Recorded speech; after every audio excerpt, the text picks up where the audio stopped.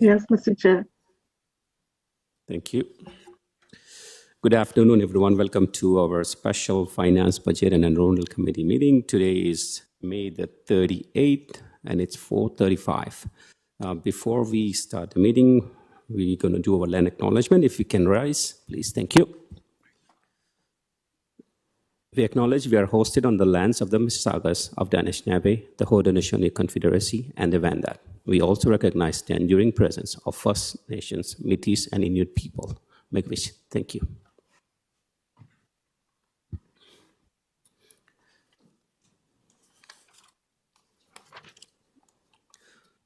Moving along the agenda item number 2, declarations of possible conflict of interest.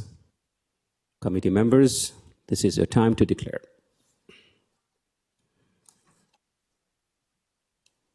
Trustees online, hearing none. Item number 3, delegations. We do have 2 delegations. We'll go with John Weatherup from Toronto Education Workers, Local 4400. John? It's not there. We have David Fogarty. David, are you online? If you're online, press *6. Hello? Hello. Hi, David. Hi. Can you hear us? Yes. We are ready to hear your delegation. Okay. To the board and executive of the board, I think one of the things that might make your deliberations better is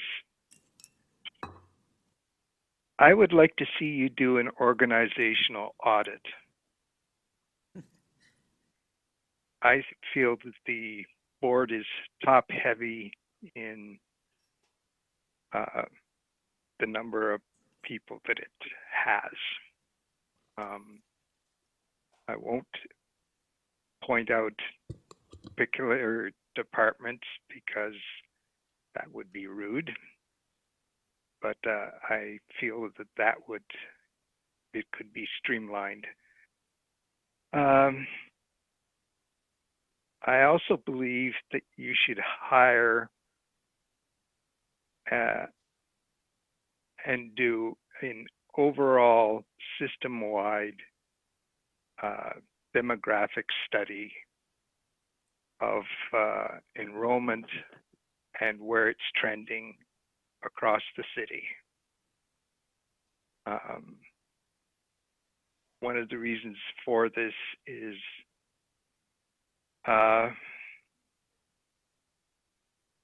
your board has not changed the boundaries. It has done so piecemeal over the last 27 years, but it has not done an overall review of boundaries, attendance boundaries for schools. And that would mean that you could shift, with boundaries shifted, you could change who is going where.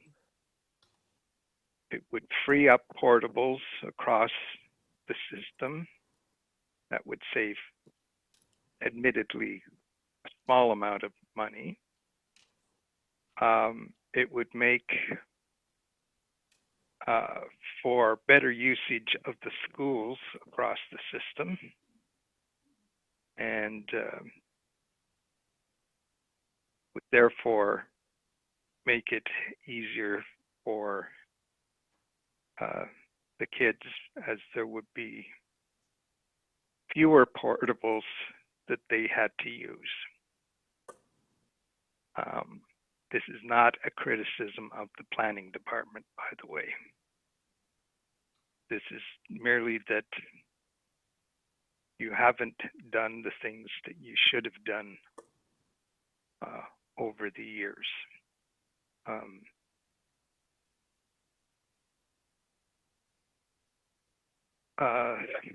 that is basically it. I thank the board for hearing me. They may not agree with any of my suggestions. So be it. Anyway, thank you. Thank you, Hello? Thank you, David, for your delegation. Trustees, questions of clarification for David? None in the room. Trustees online? Hearing none. Thank you, David, for your delegation. You have a great evening. Delegation number 2, John Weatherup. Is he online? Hi, John. I'm on the line, yes.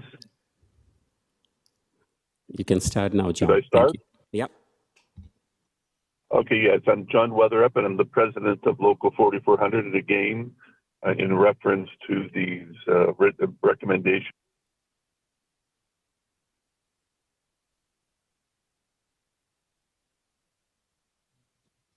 Hello? Hi, John. Oh, yeah, the recording came on from the board again. Okay, yeah, just John Weatherup, president of 4400. In regards to the reductions in the report that's before the board tonight, I see that swimming pools has been added and having a history on saving the swimming pools over a number of years. And it was serendipitous that David Crombie was in my office today, was involved in the last time that we put the money into saving the swimming pools, and that we'd actually, our union put in $100,000, and I think the Liberal government at the time probably put $10 to $12 million in. These assets are valuable. Not sure why the board's considering this. And going back to it, well, there's a number of cuts going on this year, a number of reductions. I want to make it clear, it is not safe for our students in school now. Under the Education Act, there's a responsibility to balance the budget, but there's also a responsibility to have a safe and caring place for children to learn and cleanliness. So whether we're talking about some of the reductions around, fee reductions for seniors, just to bring it to everybody's attention, it used to be that all seniors programs were free. And with all the issues that are going on with seniors and very little places for our seniors to go, I find it's inappropriate. International languages is, languages are a key part of learning and the ability to learn better and communicate with parents so that they're better engaged. It is an issue. Caretaking, as we know, is up to 15 to 20,000 people,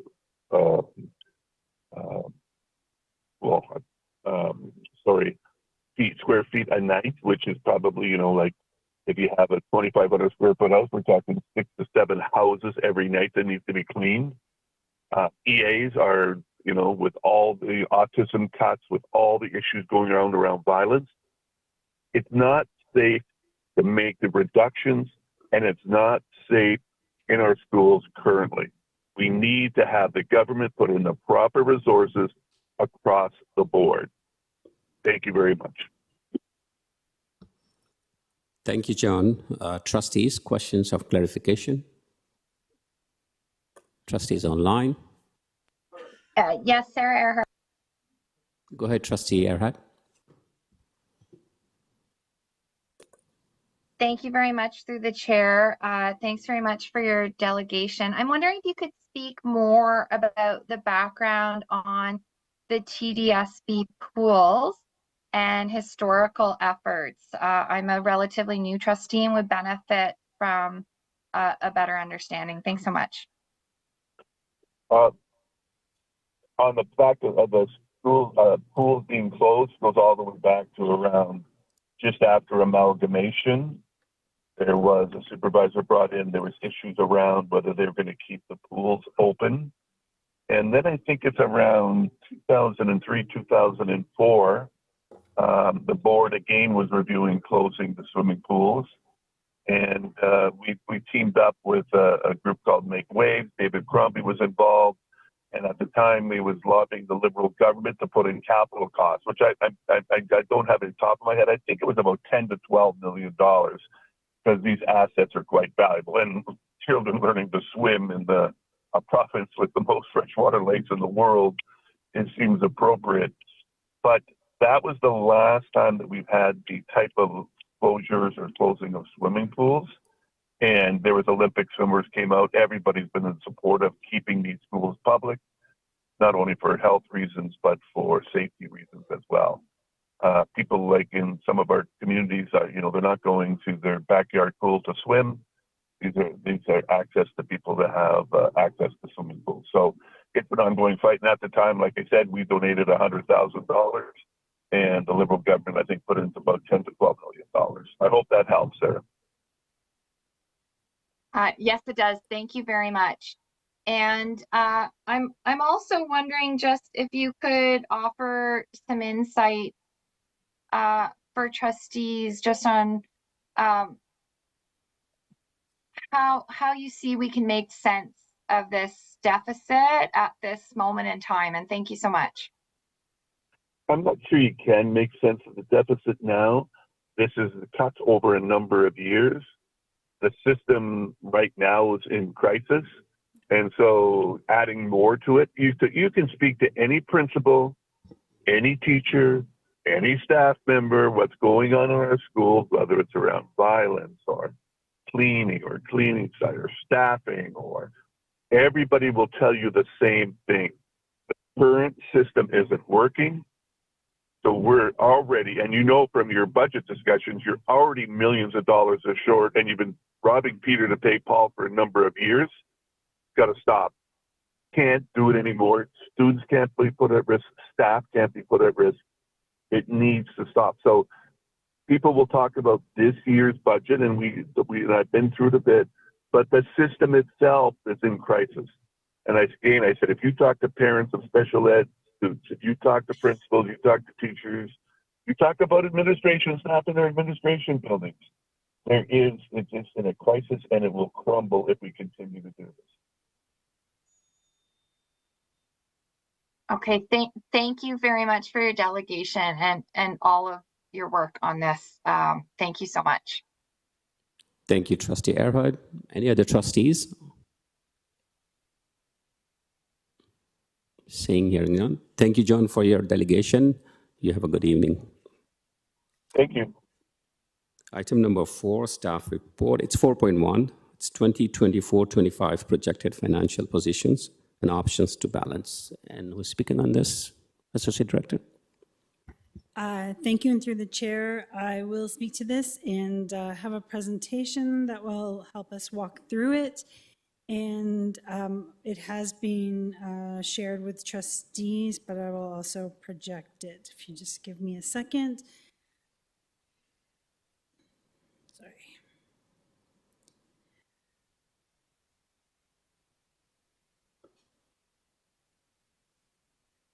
Sorry. Thank you. So this presentation is being provided today to give trustees an update as to where we are, what the grants meant to us, any other changes that we are bringing forward, and then looking at our options to get to a balanced budget. So the first thing is just a reminder as to where we were starting from, which was on April 2nd at FBEC and then at the 4th at board, when the $17 million reductions were approved. There was a projected deficit of $43.5 million. With the 17 being approved, the projected deficit at that time and where we've started from is a $26.5 million deficit. Since then, we have calculated and paid out the retro with regards to Bill 124. So just a reminder that there was a memorandum of settlement that was reached between various education sector unions and the Crown regarding protecting Sustainable Public Sector for Future Generations Act, or Bill 124. The memorandum of settlement applied retro payments going from the 2019 to the 2022 collective agreements, and you'll see the totals here. It also then impacts the grids for 2022 to 2024. So there are two all of our eligible employees were paid at the beginning of May 9th, and the ministry is providing funding to offset the costs of Bill 124 through the benchmarks in the core education or through the GSN. Unfortunately, not all of the staffing that TDSB has that are eligible for this retro payment will be covered through the benchmarks. We do have staff that are either, we have more staff than the benchmarks provide for, or in some instances, and I'll give you an example of our trade staff, where we have our own trade staff and most boards don't. Those are employees that are eligible for Bill 124 retro payments and payments moving forward. Meanwhile, because there are no benchmarks attached to the funding for these employees, there was no adjustment to our funding and therefore no increase in revenue. So there are really two different impacts to TDSB. There's the retro impact as we catch up from 2019 to today, and there's an impact going forward. The retro impact, the total underfunded amount of the retro payment was $33 million. $7 million relates to capital projects because, again, we have staff who work on capital projects. They get charged to those capital projects as they are completed, and once they have been completed, they are closed in the books as an asset, and therefore we cannot go back and retroactively apply the costs to those projects. So we will be asking to use proceeds of disposition to cover the retro payments related to the capital projects, or the $7 million. That leaves $26 million unfunded that will hit our bottom line in the current year. So that means that the 2023-24 operating deficit will increase by $26 million as a result of this payout, and then we'll use up more of our reserves, and in fact will put TDSB at the end of this year in an accumulated deficit position of approximately $12 million. So that's the retro part, the $26 million on the operating. In addition, there's an annual impact moving forward, and the annual impact is estimated right now as the unfunded amount is estimated at $5.5 million. So that will create a budget pressure of $5.5 million in 24-25 and years moving forward. So that was new and is another part when we talk about structural deficit. If you notice in the report, it has been added to one of the structural deficit increase, or one of the reasons for a structural deficit that the board cannot control. When we look at our updated financial position, the first thing that we want to talk about is the core education funding, core ed as we are referring to it. It was released on April 26th. We did talk about it at the previous FBEC meeting. It was formerly the Grant for Student Needs, or the GSN, and there have been significant restructuring of the funding formula. And per the ministry, and this is just from their memo, that they incorporate the feedback from stakeholders from the GSN consultation, and it's meant to make the funding formula more simple to understand. But what the ministry also said was that there will be minimal funding impacts to school boards from these changes. So that's our first clue in that statement, that there is little change in the grants in 23-24 to 24-25. And again, just as a reminder, the funding formula has been streamlined from 18 grants to 6 pillars, 77 allocations to 28 allocations, and you'll see here how all of those different grants have been included in the funding pillars. So 4 of them have been directly moved over, and then the remaining 14 have been included in the first 2 other classroom staffing or learning resources. So our core education funding operating portion is estimated to be $3.1 billion for 24-25. So as you can see, the majority of that funding comes through from the classroom staffing fund and on. And I just want to to show that as a percentage, the school board administration fund is 2.1%, I think, of the total operating funding. So when we do talk about administration, that number continues to decrease as a percentage of total funding.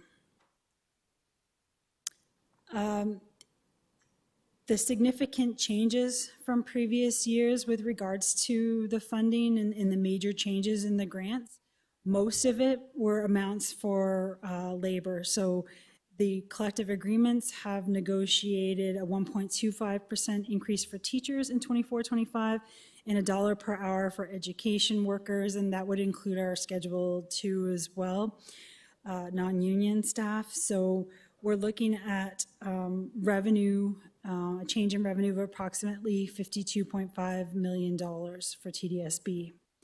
In addition, the ministry is beginning its 5-year phase-in for the 2001 census updates. And I believe that if you had asked anybody around this table prior to the core ed being released, if moving to the 2021 census would have a positive or negative impact on TDSB, I believe we all would have said positive. But in fact, it has had a negative impact on our grants of $3.2 million.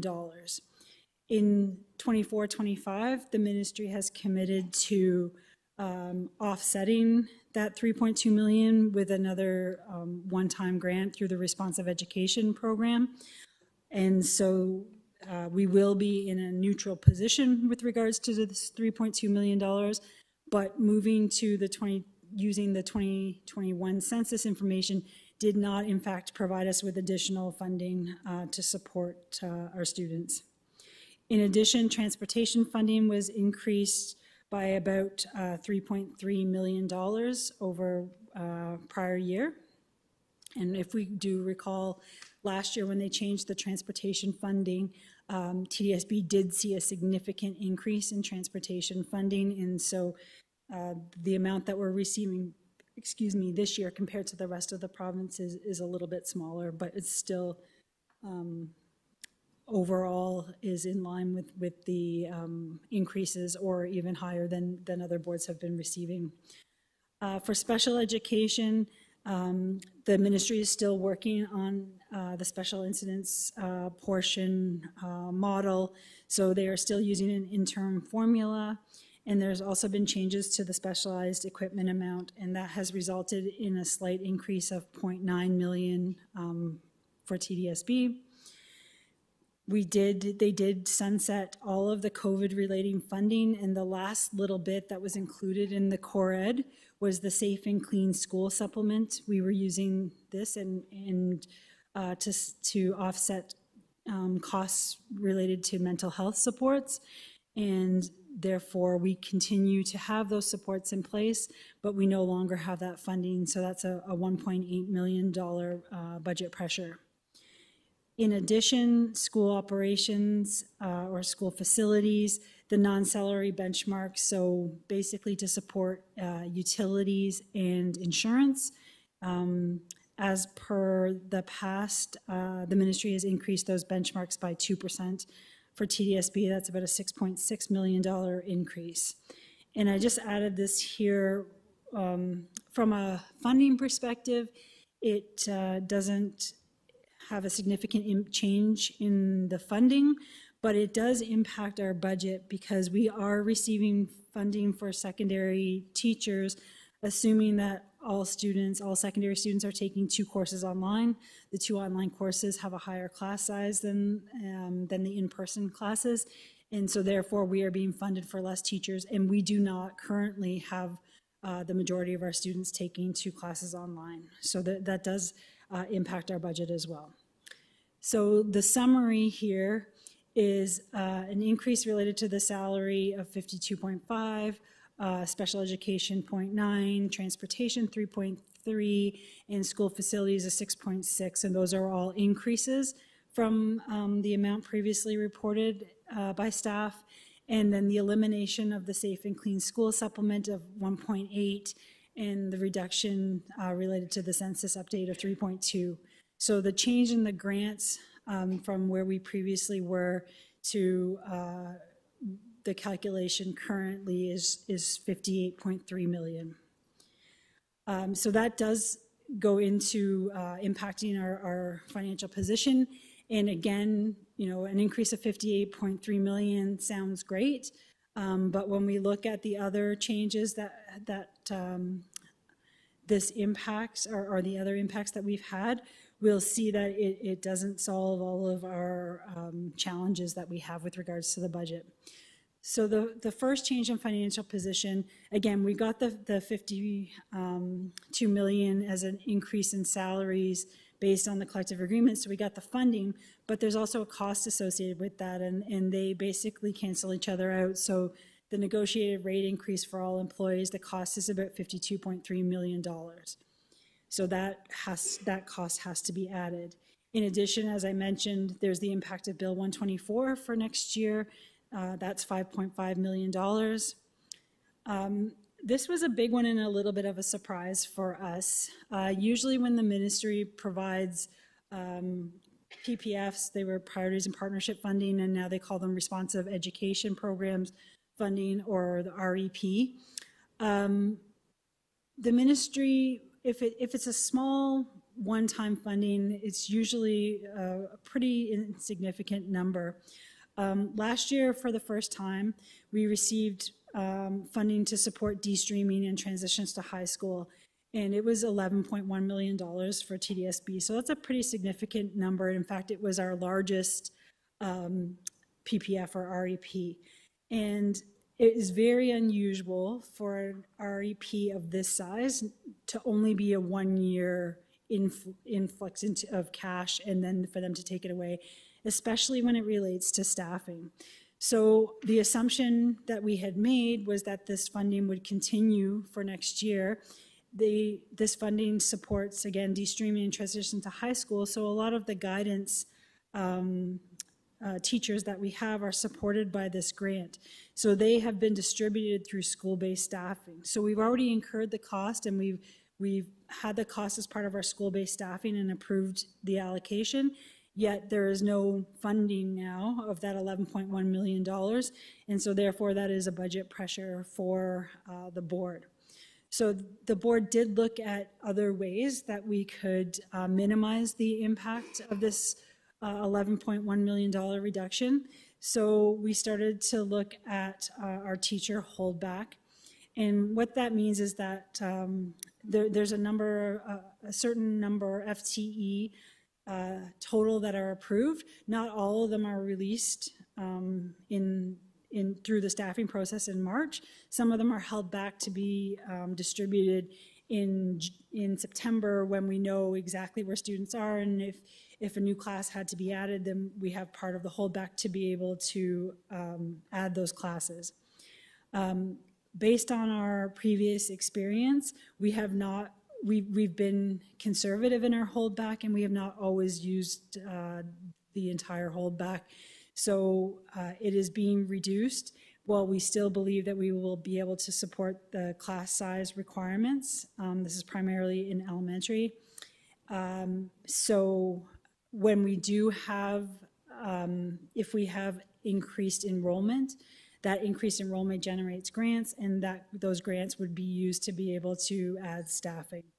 So we are projecting here a budget savings of $5.6 million. And so that helps to offset that $11.1 million. Again, I mentioned the responsive education program for census impact of $3.2 million. So there's a reduction in core ed, but the increase of the REP. So that means that is cost neutral. We also had, although special education funding didn't change significantly, one of the things that changed was currently special education is enveloped, meaning that we can only spend the grants for special education on special education. And we know that that's not a challenge for us at all. In fact, we spend significantly more. Right now, there are actually smaller enveloping within the special education grant. And an example is the specialized equipment allocation. So for the core ed and for next year moving forward, there are no more enveloping provisions within the special education grant. And that does benefit us because we have been carrying forward the specialized equipment funding because we don't spend it all each year. So this now will be able to help us to support the deficit in special education. And so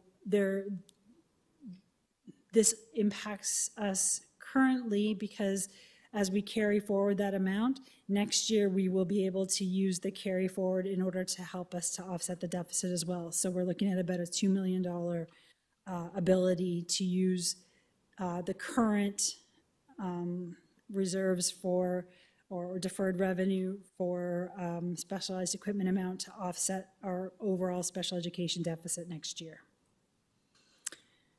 Also, based on the actual costs that we have incurred to date, and we noticed this when we brought forward our second interim financial reporting. So halfway through the year, we looked at where we are compared to where we had expected to be, and we've noticed that there are some costs that are trending to be higher in the current year than we have budget for. And so in order to reflect that reality, we have increased the budgets related to some of these costs by $13 million. And one of the things in here, and I've got it in quotes because I think it's important for us to have at least a little bit of an understanding of, is something that we refer to as gapping. So what gapping is if I have a staff member and that staff member makes $100,000 and they leave the organization or they retire and it takes me a month to find a replacement for them, then there's a savings for that month related to that staff member. And so rather than just having that savings fall to the bottom line, in the past, the board has called that gapping and has actually set aside some or had some budget savings with regards to gapping. And it was a good way to ensure that we weren't making reductions when we possibly didn't need to. The challenge is that gapping number has increased significantly year over year as we try to balance the budget without impacting programming, and yet we're not realizing those gapping savings anymore to the same extent. And also, when boards or when departments do have a retirement, for example, and they have a savings for a month, they sometimes look to say, okay, well, I didn't spend that month on Stacy, so I'm gonna do X, Y, Z instead. I'm gonna buy more books, we're gonna do more professional development, whatever the case is. And they may not realize that that savings has already been accounted for in the budget.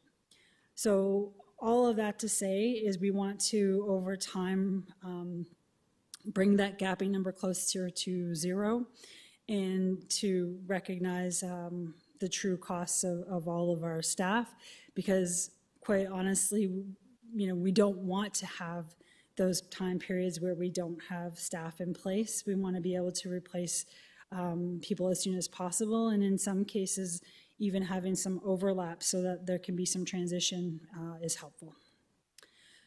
So the total here, again, that 58.3 increase in core education funding. Then we've got an increase in our salaries based on collective agreements of 52.3, the impact of Bill 124, the elimination of the support for de-streaming, the reduction in the teacher holdback, our increase in budgeted costs. Then we have our responsive education program funding for census reduction of 3.2, our one-time ability to use carry forwards in special education envelope of 2. And then we have some other changes. And one of the things that I wanted to identify in the other changes is as we work through the budget, we had asked everybody to go back to their budgets and ensure that any savings that they could find, that they brought them forward. And I know that there was a lot of talk about IT, and I'm going to speak to IT a little bit more further along in this presentation. IT did look, and we did have $1 million that we have reduced the IT budget by, that was supporting our Power School implementation. So that is included in that $4 million. So the total of all of the changes to the financial position is $8.8 million, and that is an increase in the deficit. I'm going to pause here because I didn't do it to start, and I'm going to do it now. I want to recognize Craig Snyder, Sri, and Rajni, Terry, Stephanie, all the people who've been working for the last 3 weeks on getting this information together, and to put this together previously. To be within $8 million on a $3.1 billion budget is pretty incredible, like pretty incredible. So yeah, I'll do it too. And if you even take that further, 11.1 million of that 8.8 million is the elimination of the support for de-streaming, which came as a complete shock.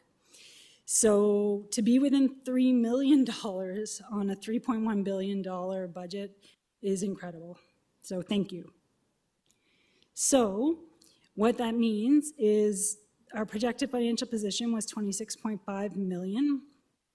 There's a change to the financial position of 8.8 million. So our updated projected financial position is 35.3 million. So in order to balance to zero, we would have to make reductions or find other methods to balance with 35.3 million. When it comes to options to balance, and we have talked about this previously, we all know what proceeds of disposition are. We receive them when the board sells property. And currently, the regulation states that proceeds of disposition should be used to address deferred maintenance needs in schools. And boards can request exceptions to use proceeds in other areas. And we do know that we are using $16 million of proceeds in the current year. Proceeds of disposition, I'm going to say it now, and we all know this, it's not a sustainable way of balancing our budget. It's one-time funding. When we have a structural deficit, one-time funding doesn't help us balance in a sustainable way. That being said, we do have included in the budget a $22 million cost related to amortization of our employee future benefits. So that's when we pay our retirement gratuities. That liability will be fully amortized halfway through 25-26, and that will start to free up that $22 million annually. So that means that currently we have 22 million, and in a year and a half, or in a year, we'll have 11 million freed up, and in 2 years, 22 million. And so as a result, we do know that that 22 million is coming, and we support a one-time request of 22 million to assist in balancing the budget for next year. Also, I just want to point out that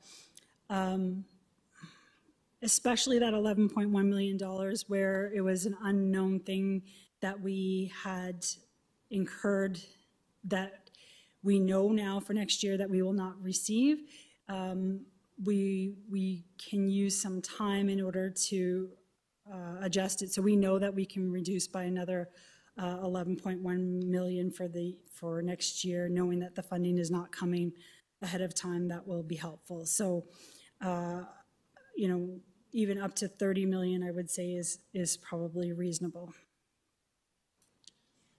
So if we take the 35.3 million and we request use of proceeds of disposition of 22 million, we're down to $13.3 million. And I just want to remind us of our previously identified issues that were not, our previously identified options which were not passed in April, and the details are included in the March 19th report. There's some summary related to these issues in the report today, but the details are in the March 19th report. I will say that for continuing education, for that $2 million, even if we do not pass, say, the elimination of the general interest programs, we still will be looking at ways to reduce the deficit and to adhere to the policy, the break-even policy, by looking at increasing the fees and decreasing the subsidies. And in the same way, we know that ensuring that there is a minimum number in some of our classes that we're offering with regards to, say, international languages, will also help to create some more efficiencies. So we would expect that even if nothing is passed, that as the board works through, the staff work through creating efficiencies and making sure that we're operating as efficiently as possible, that we should get close to that $2 million savings. The other thing that I wanted to bring our attention to is the outdoor education piece. We know that outdoor education, the department is waiting for a decision to be made because they want to be able to release and allow schools to start planning for next year and to pick their days that they are going to go and where they're going to go. So they have paused on the implementation there, but it would be helpful if we had some direction, guidance today, thoughts today, in order for us to be able to determine what should be included, whether whether overnight trips on the weekend for Kearney should be included in that or not, because it would be really difficult to put it there and then to take it away, because the groups that had picked the weekend would then have to slot into different, wouldn't have the same fair shot that every other school has had at those areas. So we are looking for some direction today with regards to the weekend trips for outdoor education. So anyways, this totals 6.4 million. So if we look at that 13.3, we've previously identified options of 6.4. So we would have further reductions of about 7 million. This chart was provided in March 19th, 24, and it just is a list of the major areas, not all of the areas, but some of the major areas where TDSB spends more than it's funded, or where there is no funding provided. And I think it's really important, again, to note that the areas identified in this section, they're very valued. They are an important part of TDSB, and they are an important part of fully implementing our priorities, obligations, resolutions, operations. So they are here because we overspend in these areas. One of the areas that was identified here, and I want to spend a little bit of time talking about it because I've heard a lot of questions related to it, is IT. And I put overspending in quotations because the funding that comes from IT comes from many areas of the core ed funding, but it's not specifically attributed to technology. So in the financial facts, when it comes to that $47.5 million deficit, it doesn't include things like the professional and paraprofessional funding, which funds information technology techs, because it's hard to tease that out from the mental health supports that we have from the CYWs, from the physiotherapists, from all of the other paraprofessionals and professionals that are included in that funding source. So it's not taken out, but it still does fund a portion of the staff for IT. And that's just one example. So it is not an accurate representation of the overspending in IT. We do review the IT budget on an annual basis, and I will look to Executive Officer Singh, but I think the reductions in IT that have been made have been in the $8 to $10 million range over the last 5 years or so, even though technology has become such an important part of operating in the world. Staffing supports many aspects of the board, including SAP, so our financial and HR systems, our school information systems, so Power School, our payroll, IT, many other different things. It includes our Wi-Fi and things that you would normally think about. It's security of devices, but it also, and I didn't realize, like, it's our photocopiers and our phone systems, and so it's more than just technology that you would think of. It's more than just computers. As we become more reliant on technology, obviously the costs to support, to service, to onboard are higher. And there are increased costs related to the protection and servicing of computer assets because let's face it, as we rely more on technology, you know, as Executive Officer Singh refers to the bad actors, they get smarter and we are a target every single day. So the cyber threats are real. We've had education partners that have been, other school boards that have been impacted, and we've had other municipalities that have been impacted. So the funding the money that we spend there is significant. And when we talk about supporting, you know, we're not just supporting in person. The call center has 124,000 support tickets and 72,000 additional service requests. That's just for 1 year. So I just, when we look at it, it's a lot of money, but it's also becomes more and more important as we become living in a more digital world. This is just some other information. When we look at spending per student from the KPIs from 21-22, when we look at the greater city schools, so the larger school boards in the United States, our spending per student is just under $300. And the average in these larger school boards is $438 per student, and that's Canadian versus US dollars. And so the percentages you'll see there. So again, our spending on IT, although it looks like a lot of money and it looks like somewhere where we're overspending and we may think that it could be reduced, we are spending a significant amount lower than other boards. And the other thing that I wanted to mention is our one-to-one devices also are considered part of IT. So that's $9 million that would have been added. This is just, again, some information for everybody, but the number of Chromebook, we have 213,000 Chromebooks, we have 70,000 Windows devices, and the list goes on, and I'm not going to go through it all, but it's just an idea of everything that the department is supporting, and I think this touches every single student, every single staff member in the board. So I think that when originally that list came out and the overspending number, even though it's been reported in the financial facts for years, when you saw it in that list, you may have thought, okay, well, there's an area that we can look. And so one, the number isn't really an accurate representation of the overspending, and two, it is such a crucial part of supporting every aspect of the board.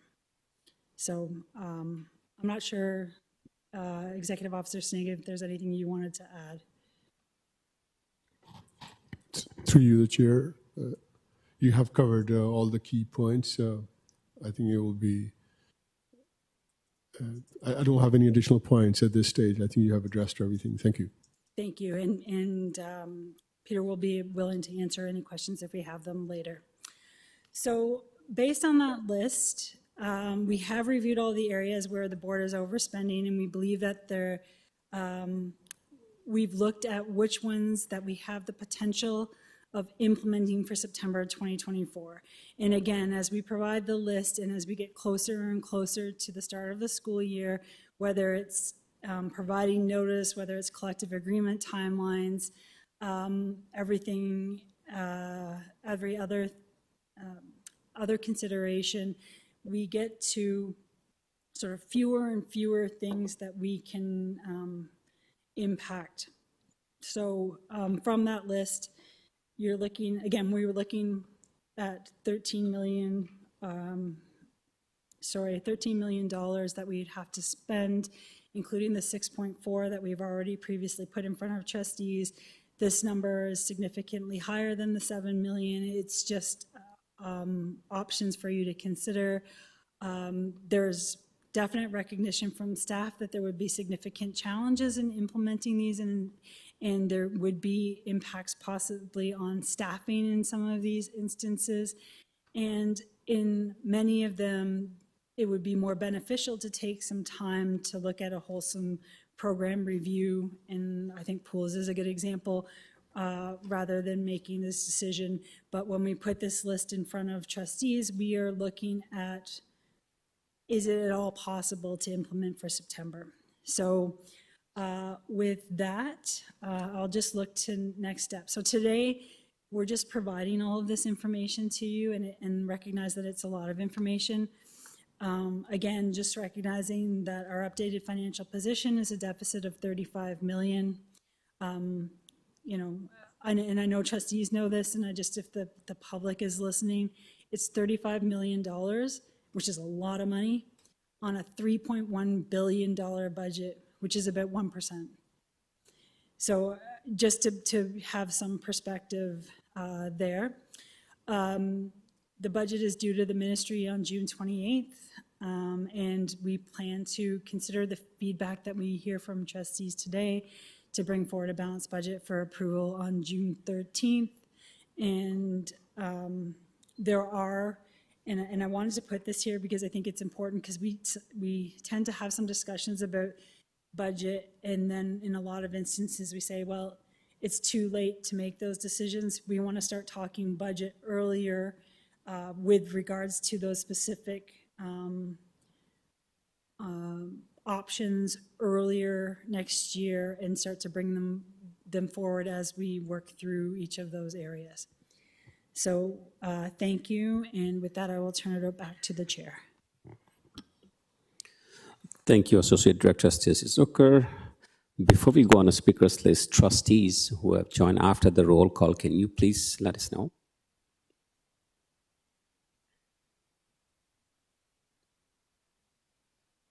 Do you mean non-committee members as well? Thank you, Trustee Siskundaraja. Anybody else? Hastings. Thank you, Trustee Hastings. Moving on to speakers list, Trustee Lee, you're first on the list. Thank you, through you, Mr. Chair. First of all, I just want to say this is a fantastic report, and it seems like under the leadership of Associate Director Zucker and Executive Officer Snyder, I think our team went under almost every single rock to look for efficiencies and savings to make sure that we're using our money as efficiently as possible. I know I can only imagine how difficult this is. So I just want to extend my most sincere appreciations. I have one question on our current budget forecast. I'd like to get a clarification on how many days of average absenteeism for our staffing is currently assumed in the budget. Thank you, and to the chair. So I'll start, and then I'll turn it over to people and culture if I'm incorrect. Our current average per employee is 20 days in comparison, or is 20 days per employee. As a result of what was passed by trustees in April, with a projected savings of 7 million, each day is about 5.6 million. So that 7 million is one day. So we would be looking at 19 days for next year. Okay. And with all the work that we're doing with the consultants, and I know Associate Director Pond is working very hard with her team, is this the max that we can do to reduce average absenteeism by 1 day? So thank you, and I'm going to turn to people and culture, whoever would like to respond. Through the chair, thank you very much. Sorry, Trustee Lee, could you just repeat your question again? Yes, Associate Director. My question is, with all the work that you're doing with the consultants and the structuring that we're doing in people and culture, along with some of the tactics that you're putting in place, is a 1-day reduction in average absenteeism the best that we can achieve? Through the chair, and we'll eventually pass it over to Executive Officer Kennedy. We, of course, will be trying to aim for something higher than that. I do think 1 day on average is a reasonable goal to set. Ultimately, there are a lot of things that are happening through the restructuring of people and culture and a more focused restructuring within the disability case management area, including improvement of wellness initiatives, that will ultimately aim to reduce the number of days on average sick leave by more than one. I do think as a first-year goal for next year, that would be something that we're looking for to do as a reasonable objective. I don't know if Officer Kennedy would like to add to that. Thank you. Thank you. Through the chair. No, I think that you've really covered it. The provincial average being approximately 15.68, I think it is, in contrast to our 19.68 is a reasonable effort to get to over the course of a number of years, perhaps. But to expect that we jump to the provincial average in 1 year is perhaps unreasonable. Thank you. I like to, I recognize all the work that we're doing. Just from a budgeting process, I like to, put a bit of a more optimistic challenge on, all the work and the efforts that you're doing. And I also would like to give our provincial government a bit more credibility on their calculations and assumptions on what they believe staff absenteeism should look like. Along with that, I would also like to ask for our labor union partners' help to help us work together and get that number down as close to the provincial average as possible. Now, my understanding from everything that the Associate Director Zucker has presented is that we're sort of at a less than $10 million budget gap range. It's somewhere between 5 to 8. Sorry, the presentation went through pretty fast. I don't want to say a number that's wrong, but I believe it's lower than 10 now. Can I ask for staff opinion on us budgeting for a 18.6 day on average staff absenteeism, just knowing that we already believe we can get to 19.6 and we're challenging ourselves lower. Can I ask for what is your response to a bit of optimism? And my understanding is if we miss it, we will have to use proceeds of disposition next year to cover for the operating unfavorability. But from this budget process, us having that level of optimism, I believe will actually really help us. How does staff feel about that? So thank you. And through the chair, I'm just confirming you're asking, do we think it's reasonable to look for one more day in savings or another $5.6 million? Sorry. Correct. Right. That's exactly what I'm asking for. And use that to, I guess, solve the majority of our current outstanding budget issue. Through the chair, if I can just supplement this comment. It is this discussion we did have about whether it's realistic to put in that number. Ultimately, I think for accountants to consider those type of numbers in there, I think Stacey's Associate Director Zucker would probably be in the best position to advise on that. At this point in time, in light of the resources available to deal with disability management and early and safe return to work, and the disproportionately high caseload involved, so 600 cases per disability case administrator, if things are remain as is, it would be very difficult to try to achieve beyond 1 day reduction within the next year. I think a longer-term investment in that area is something that the People and Culture Department is seeking. Part of the restructuring really will be to try to add additional resources, but at this point in time, it is a bit challenging. Thank you. Thank you. Associate Director Pong. A different question, maybe you don't have to answer it now, but how much resourcing do you need to get that number down by another half a day next year? Because what I heard from you is that you have a plan, but you don't have the resource to execute the plan. So what I'm reading into that is your plan is a net positive return on investment. So how much resource would we need to get that number down by half a day? Through the chair,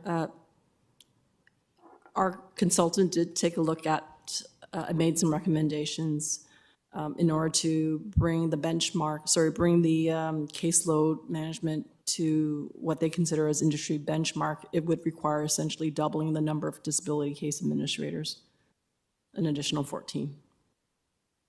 So if we hire another 14 people, which is we're going to spend another, I'm going to say $12 million to $13 million, we can get a return of $2.5 million. Is that half a day or is that a full day? I'm sorry, I'm just trying to figure out what that means. Through the chair, obviously the consultant nor can People and Culture foresee the results of adding additional staff and whether that in fact brings down the sick leave numbers. However, I do believe additional resourcing will help reduce the gap between the TDSB average and the provincial average. By how much, I'm not too sure. I do think, and we all do think within People and Culture and my involvement in examining the reviews that have been done, that type of investment could result in a much stronger performance in reducing the sick leave numbers. Thank you. Okay, so and I misspoke. I didn't mean to say $12 to $14 million in cost. I meant $1.2 to $1.4 million in cost. Okay, so can I do it this way? Just I think I'm a firm believer, along with parent councils in my ward, along with I think some of my trustee colleagues, that we should be able to charge some money for student devices, and that should get us around $2 million ish every year. And then if our Associate Director Pon and her team can get us another half a day in absenteeism saving through whatever amount of investment needed, if we can net another $2.5 million, that'll basically solve our issue this year. So I know we're not making any decisions today, but can I ask staff just to think about that and provide your perspective on how that would work if a motion were to come through to say, let's do it this way? Is that okay? Yes, through the chair. So we hear you, trustee, and as we come back on June 13th, we will look at what is reasonable as an aspirational goal for us to try to achieve, recognizing that we have an option through revised estimates if we realize that we're completely not on track to make adjustments at that time. Exactly. I totally agree with you. I believe we have the capabilities. I encourage us to be a little bit more optimistic on our budgeting process because it does open up opportunities and let us give us a bit more room to correct ourselves afterwards. Thank you very much. Thank you, Trustee Lee. We have Trustee Williams.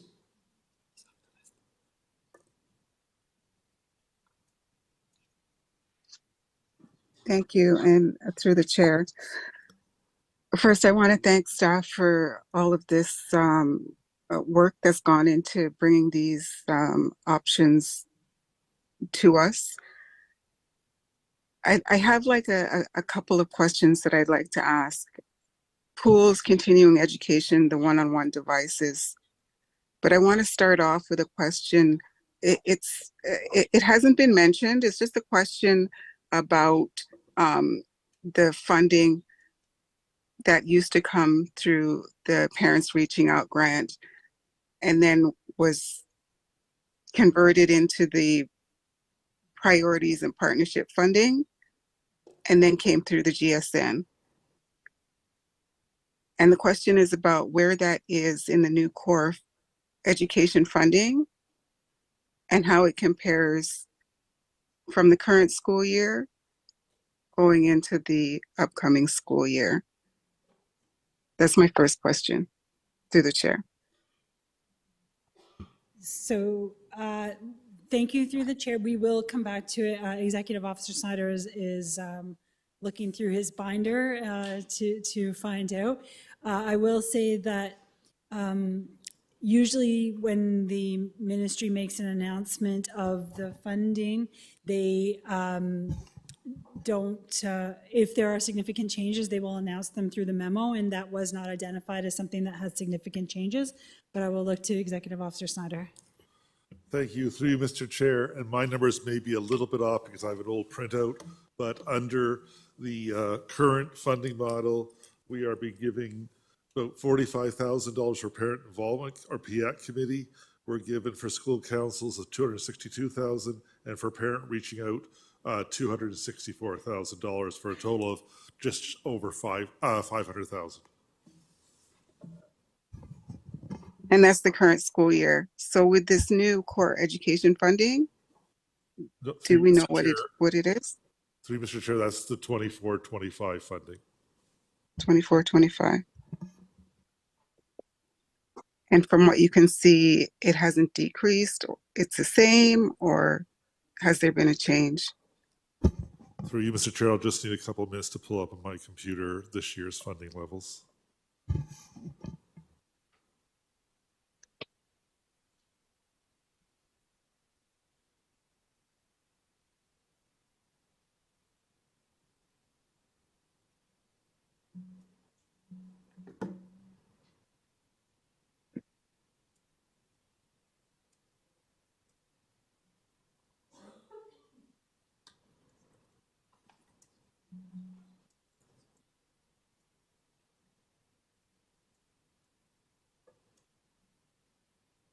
So just in the interest of time, like through the chair, maybe I can ask another question while Mr. Snyder is looking for that information.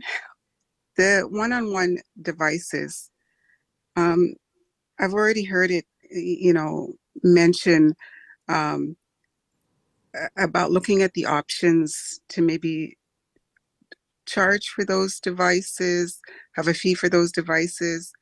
And I'd really be interested as well in seeing the staff options for that.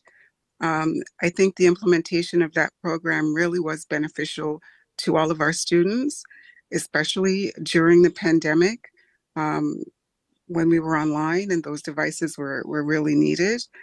So would really be interested in looking at the option to offer, ask for some kind of fee to cover those costs. The pools. It was mentioned by a delegate, the advocacy that had gone in previous years whenever there was options or possibilities of school closures. I think it has been very well documented and reiterated over and over again the importance of our students learning how to swim and having access to those programs. And I'm just wondering if there's any recommendations or options that could be put forward about having some of those costs covered through some, different kind of agreements and arrangements with the city. Thank you, and through the chair, it's a great question, and not just the programs. We have a number of pools that the city leases from us, and that agreement is up in June 2025. So we are currently working with the city to look at that agreement and can possibly look at how those programs fit in as well. So that's why I say, like, what we've put in front of you with regards to pools is only looking at the TDSB run pools, and it's not necessarily fair to look at those on their own. But when we were looking at all options, we really were just looking at what could potentially be done for September. So I would suggest that as the city pool lease is negotiated, that we look at all pools together and look at the programs as well and see what funding opportunities are available. Okay, thank you for that. And through the chair, timeline-wise, you know, considering the options in front of us, what would the timelines look like with making, you know, looking at negotiating the agreements with the city and looking at TDSB pools? You know, is there enough space of time for those conversations and having this proposal of closure of 37 schools in front of us? So through the chair, the 37 pools that are listed or are referred to in the presentation are TDSB run pools. So any of the city pools are not included. Again, because we do have an agreement with them. And so we would have to wait until that agreement is finalized, which is why I say I think it would be better to look at all pools all together to be consistent. That being said, when we put forward these options, it was included there because it is possible for September, not without implications for sure. Okay, thank you. And through the chair, my last question was about the continuing education. You know, considering all of the delegations we heard from seniors and those concerned about the Learn for Life programs, the benefits it has to our school communities, to seniors. I'm just wondering about the impact, and could you speak like more specifically to what kind of increase in fees would be involved in cost recovery on those programs? Thank you. And through the chair, I'm going to ask if Associate Director Sarisco would be able to speak to that. She is online. Thank you. Thank you. Thank you very much. And through the chair, the policy as it stands currently asks for the general interest seniors programs to be cost neutral, and we know they're not. So staff are running different scenarios for increases to make that cost neutral a possibility. The details will be in the June 13th report. Trustee Williams, what I can say is an echo of what we proposed previously, and that was having a subsidy only for subsidy learners. So that would see an increase fairly significantly for seniors and all other users. Currently, seniors do have a discount, so we're proposing its elimination and maintaining subsidy only for subsidy users, just to repeat, and wanting to be very transparent about that with the FBEC committee and the full board. Okay, through the chair, thank you for that. So coming back around to my original question around that Through you, Mr. originally Chair. called the Williams. Parents Reaching Out grant that got. Yep. Trustee Williams. Through you, Mr. Chair, this year, the current school year, the total of those three I quoted before was $570.6 million, and the equivalent amount in 24-25 is $571.8. So just over $1,000 increase in the grants year over year. Okay, thank you. Those are my questions. Thank you, Trustee Williams. We have Trustee Erard.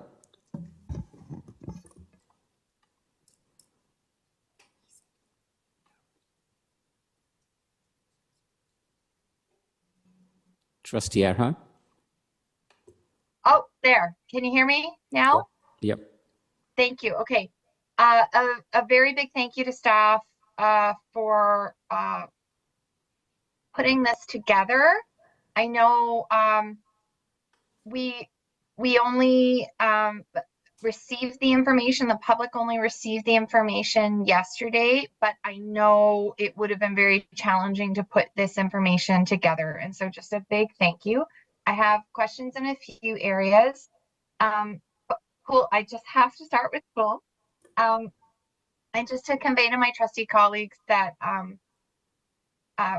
as I understand pools, and there may be someone on staff that could speak to this or build our understanding, that pools can't necessarily be shut down and always easily restart. It depends on on the facility, on the plant, and that system. That's my engineering brain kicking in. And so when I see this as something where we can't just turn a switch and turn it back on if we change our mind. Similarly, operationally, with swim instructors, there is a shortage. Even this discussion, I believe, will generate challenges for the viability of our pools because of the challenges of retaining aquatics instructors. So in all of the areas under discussion, and those staff who may be watching tonight, not just aquatics, but all areas, please know that we having this dialogue, take it very seriously, and respect the work you do every day. So I'm wondering for staff assessment if there's been any analysis around what it might mean to restart and the financial implications of restarting, and also if there's been an impact in terms of any assessment in terms of programming to students and what it would mean there. Thank you. Thank you, and through the chair. So I will channel my executive officer Pachetti, who told me, just remember when you close a pool, it's not just a matter of refilling it to get it started back up. So there would be, we haven't looked at the exact costs that there would be. It just wouldn't be, fill the pool up with water and the next day we restart again. And so we do take that very seriously, and would have to look at what the implications and the costs would be. With regards to programming, maybe I will turn to Associate Director Salmon to speak to the programming piece. Is he present? Associate Director Salmon? Thank you, and through the chair.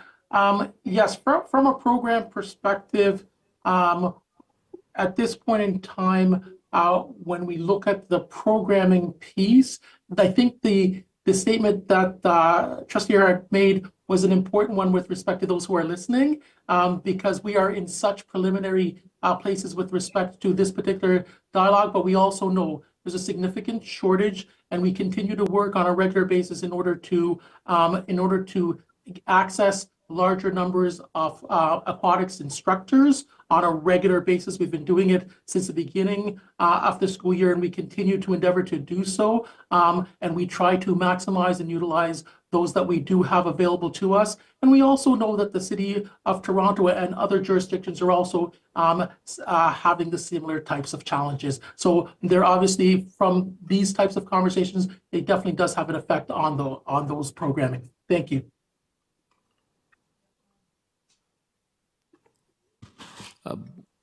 Go ahead, Madam Director. Okay. Oh. Thank you. May I continue with questions? Trustee Erhard, Madam Director has a comment to make. Oh, thank you. Thank you. Sorry. Thank you very much. Through the chair, the rehiring of lifeguards in the future, given the shortage, would pose a significant issue to reopening pools in the future. And so I want to highlight what Associate Director Zucker shared earlier with respect to pausing this consideration until we have a full picture of what our agreements are with the City of Toronto. That will give us a better sense of our financial picture and enable us to make long-term decisions with respect to what the deficit is or our true financial position will be with respect to pools.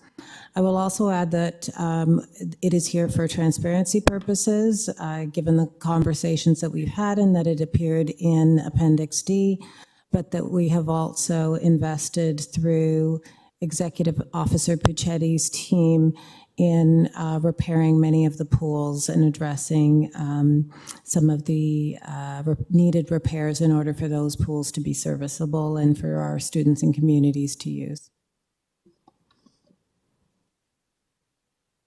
Okay, thank you. But for the time I have available, I'm going to keep going, but I would strongly support waiting to have a broader picture for pools. I feel that's important. I know our financial situation, but I feel I would appeal to the committee to provide direction on this, and I'm happy to support committee members for drafting direction to this, simply for the impacts I believe it would have, and that we have an opportunity to have a broader discussion engaging the city in a future year. I'm going to jump though to the retroactive payments. An example was given of trades as an example where retroactive payment is not covered by the benchmark, and I'm wondering if we have any historic data on in the past, and that was just an example, but any historic data where in the past where there may have been retroactive payments for similar circumstances or situations, were these job categories not covered this time covered in those payments? Like, has there been a change in practice? Thank you. Thank you, and through the chair, I'm not aware of any, certainly not as significant, but I will turn to my executive officer colleague to jog his memory. Yes, through you, Mr. Chair, I'm not aware of a time where retroactive payments to, well, every collective agreement sometimes has retroactive when they're settled, but not to this far back of 5 years of retroactivity occurring in the previous. And the other thing that I'll point out is my experience with retroactive payments in the past has been we've reported to the ministry how much we had paid, and then they had then reimbursed us for that payment. So it wasn't necessarily done through the benchmarks. Okay, so there is a bit of a change in practice, and the job categories covered, are we aware if there was a change in practice there? Despite it being many years, retroactive payments have happened. Sadly, they do happen. I know when I was a federal public servant, I received retroactive payments going back more than 5 years as a worker. I'm just wondering if there's any basis there upon which the payments related to the settlement are a challenge province-wide. And so I'm just wondering if there's anything there that there may be an ability to negotiate. Thank you. Thank you, and through the chair, it certainly is a challenge province-wide, and I think UPSOA has indicated. TDSB has even more of a challenge because we have a number of staff that do a lot of our renewal and capital work that are not covered specifically by benchmarks, are part of the union groups that are eligible for the retro payment, and we have no funding source in order to be able to cover them. And most boards do not have those same positions. So in a lot of cases, it's for boards, it's if they had gone above complement or above the benchmarks. For us, it's that plus all of our staff that are not part of any benchmark where we're having significant challenges. So we may be a little bit, we are more impacted and maybe alone in that impact. Okay, that's helpful context that if there may be a ground to come to a place for that at some point. I'll keep on in my few minutes here, and I may have to go back on the list. Reserves. What is the status of our reserves, and what are the implications of that moving forward? Thank you. Sorry, I missed the question. Status of reserves. On the reserves, I believe I heard we're hitting the bottom. And what does that mean? What are the implications? So we were expecting a minimal reserve, I think $13.8 million at the end of this year, with the $26 million unexpected deficit in the current year as a result of Bill 124. We will actually be in an accumulated deficit position of $12 million approximately. So what that means is we do not have any money for a rainy day. We are dipping into our past our reserves. And so as we continue to move forward, it can start to be a challenge related to cash flow, but it basically means that anything that were to come up, if we were, we used a significant amount of our reserves saved for the pandemic. It was a one-time thing which we weren't expecting. We don't have reserves to be able to deal with anything that may potentially come up that we weren't anticipating. Okay, thank you. And do we have any fixed reserves to meet contractual obligations, turf, for example, still? Through the chair, I believe that would be impacting those reserves. Basically, we're borrowing from those reserves. Like part of our reserve that is going to be used, for example, our school budget carry forwards. So we will still carry forward that amount, but we will actually be digging into those and then replenishing them in the current year. So it does make it challenging. I'm not sure how many internally restricted reserves we have, Executive Officer Snyder, but very limited. No, yes, at the end of this year with the Bill 124 retro, there will be no reserves left. So any if our schools spend a larger part of their carry forwards than normal, or if we have LTDI or any of our other benefit plans are above our expectations, they immediately hit our bottom line.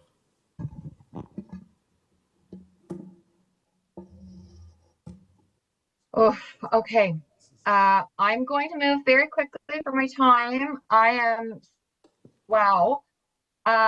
Just the process from here, and I wanted to appeal to the committee for there to be more opportunities for community to depute, and I will get back on the list. Thank you. Thank you, Trustee Ahead. Trustee McLean. Thank you, and through the chair. In this last week, we had there was an announcement that the arbitrator had ruled on the staff increases, and we take the statutory element of that. Is that factored into what was the arbitrator gave the staff in 24-25? Was the statutory component of that figured into this number, these numbers? Sorry, through you, Mr. Chair, to the trustee, are you referring to the Bill 124? I don't know. I think so. No. This week, the arbitrator awarded teacher increases for the next 4 years. Bill 124. Okay, so apparently it is 124. So through Bill 124, one of the challenges with Bill 124, both in what we're saying in the 5-year retro and the amount for 24-25 is our best estimates, because the ministry has not have told the school boards what to get for the first 3 years of the Bill 124, being 19 through 21, 22, 22, 23, and 23, 24. They are going to announce those benchmark changes in the late summer, early fall. School boards are to estimate that amount. That's what we've done when we gave you the numbers that are in the report tonight. And similarly, they're telling school boards to estimate the increment that you'll get for Bill 124 in 24-25, and we use our best knowledge and trends to figure that number out. And as it says in the report, in the fall, when we know what the final 2 installments are and changes to the benchmark, we'll be able to report back on those. But the benchmark changes, they didn't do anything directly for benefits, but because their benefit numbers have are based on a percentage of salaries, there is theoretically some benefit coverage there. It wouldn't be, we would say not enough, but there is some benefit coverage because it's percentage based. And I just want to add to that, yesterday's arbitration, which was that Ontario elementary teachers were awarded 12% raise through arbitration, that impacts 22-20. We don't have any information on how that could potentially impact us moving forward as well.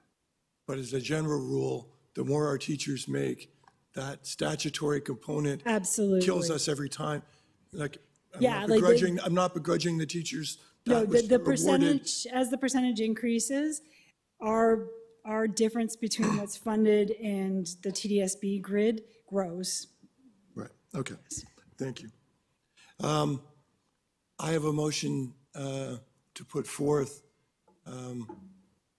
Staff has requested that we make some guidance with regard to outdoor education. I don't have a seconder for this yet. So I think we need to make a decision today about outdoor education. What's proposed here is, at the end of the day, if all 4 were adopted, is in essence revenue neutral, which, given the challenge that we face, is not particularly helpful. But I think this is the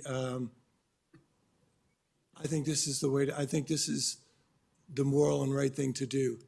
We would be accepting the changes that staff made and eliminating the weekend use of Kearney. Students can get a comparable experience at another site.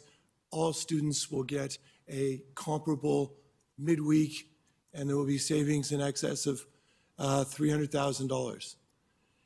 2 was a suggested, recommended transfer of the transportation costs moving from central to the independents, to the schools themselves. So that isn't a budget savings, that's just a moving of the debt and actually suggesting that the schools who use the outdoor programming, their budgets will be negatively affected.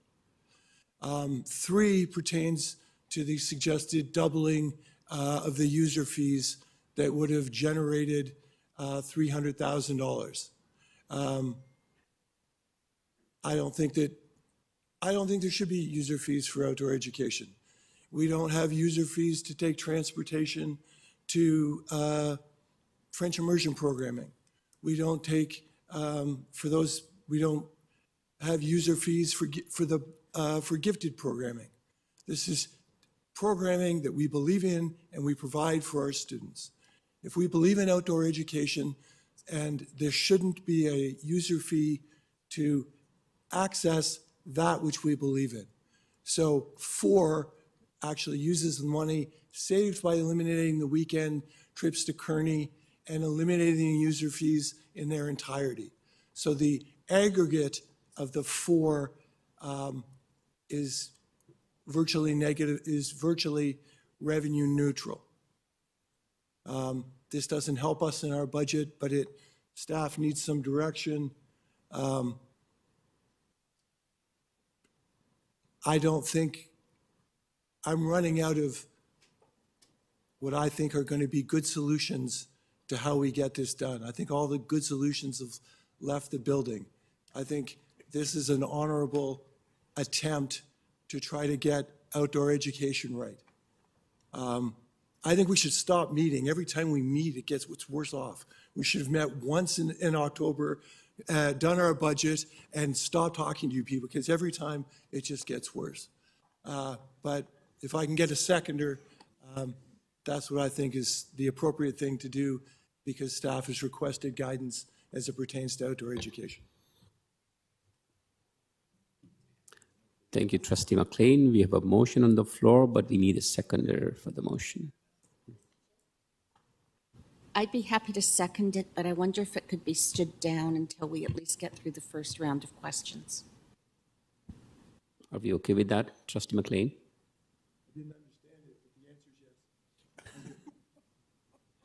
So we have a move.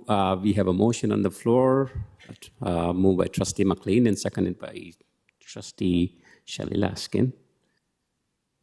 And we'll discuss on this after the speakers. Can I just ask, is Trustee, are you asking to just lay it on the table till later in the meeting? Is that what you're asking? Yeah, that's what we understood. After the speakers list is done, we can come back on the motion. Is that what you want? Do we want that? Trustee McLean? No, I didn't want it moved now. I asked him if he could just stand it. I'd be happy to second it, but I asked him to just hold on it until we at least had one round of questions. You're Questions on the report. the report, right? Right. Okay. Trustee McLean, are you okay with that? Once we finish the speakers list, we'll come Staff back was on the looking motion. for guidance. They wanted an answer or some direction as it pertained to outdoor education today.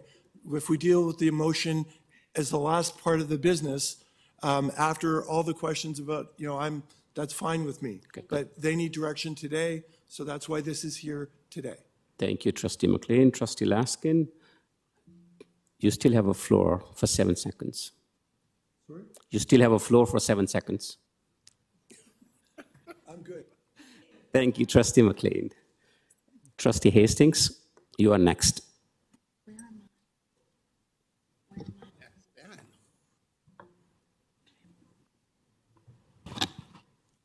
I did have a question, but I thought I'd better hold my tongue for the moment.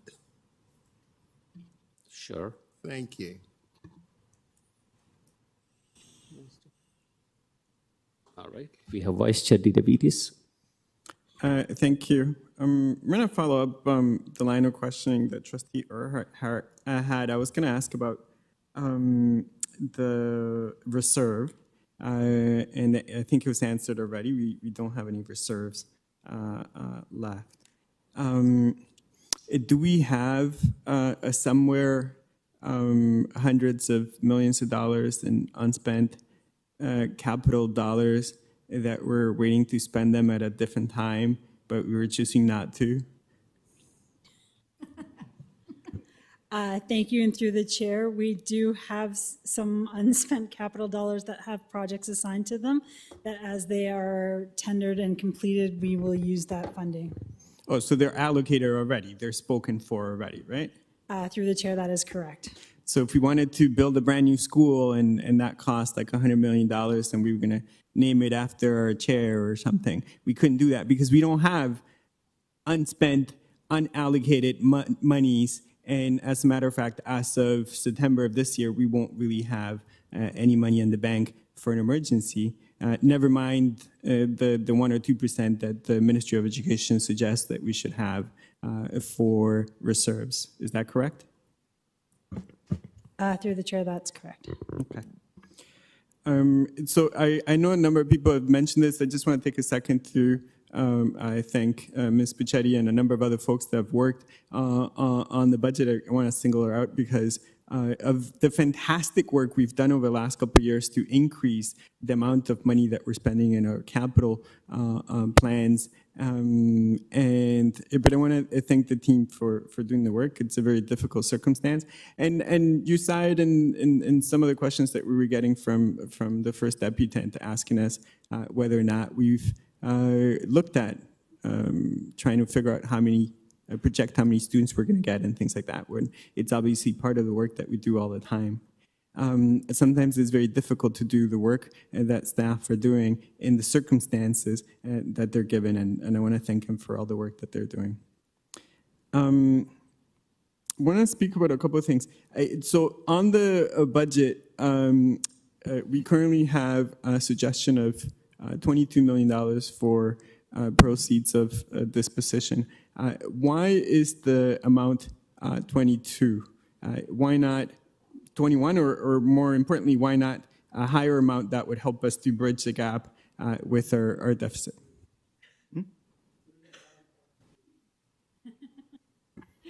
Thank you, and through the chair, the 22 million is a result of that. We do have a $22 million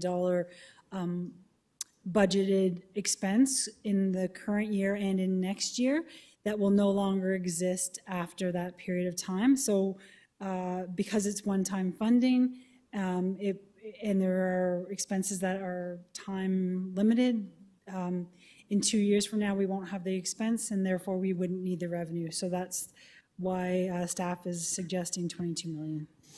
Okay, and if the board determined that a higher use of proceeds of these positions was an appropriate part of the budget, and that went to Ministry of Education, what are the barriers there?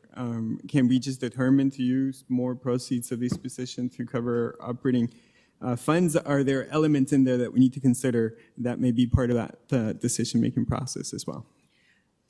Through the chair, the board can ask staff to make the request of the ministry for any amount that we would have, but it is subject to the approval of the ministry. So that is the limiting factor, really, is ministry approval. Thank you. And so that's something that we may be needing to consider given some of the other options that we have here. And with that, I'm going to thank Trustee Lee for bringing up the issue of the one-to-one devices. And we see this issue differently. Come from a different neighborhood with very different needs. And I've had a couple of conversations with them on that. So through the chair, I just want to share that I feel that one of the biggest improvements that we've done in the classroom in those schools that have higher LOI rankings is through technology and includes the one-on-one device program as part of that. I think that any consideration that things that we can make money from this fails to understand the conditions of some of our parents. Maybe not the parents in all of our schools, but definitely some of them.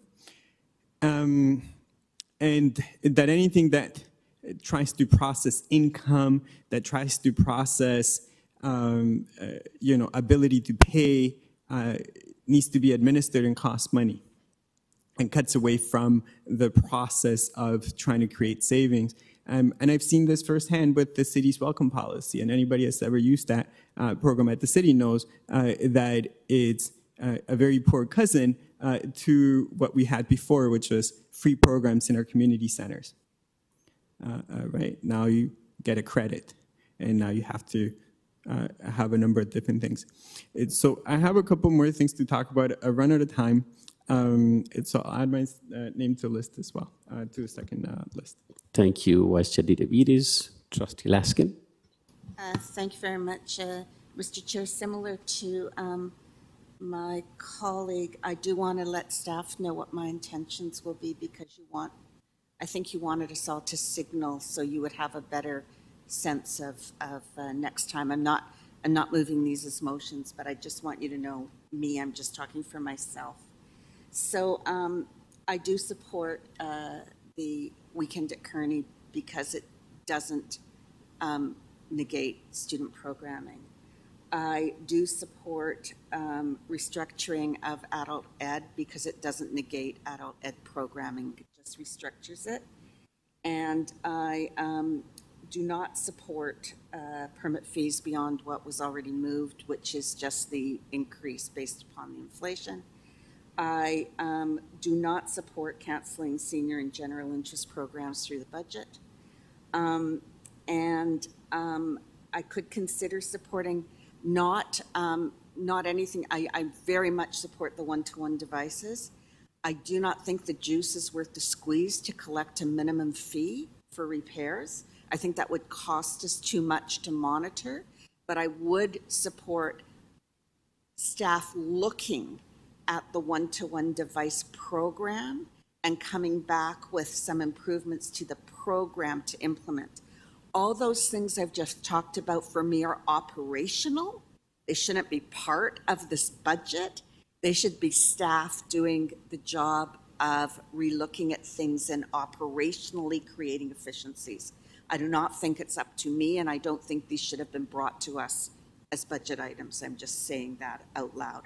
I think we rely on staff to look at the way programs are being run, the board's intent to keep that programming, but if they can run more efficiently and more effectively, I rely on staff for that. So that's what I can do.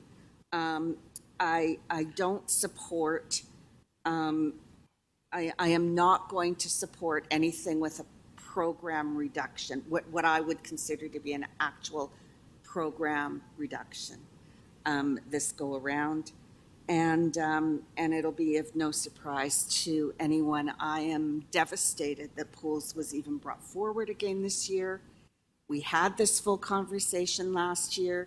I do not understand the rationale, especially after hearing that staff wouldn't even recommend it because of the TLC who is working now with the city on a new agreement.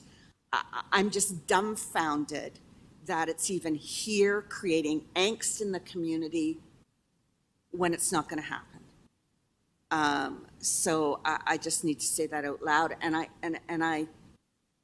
I made the point again last year that I'm repeating again, we should not be cutting programming through a budget process without full public consultation.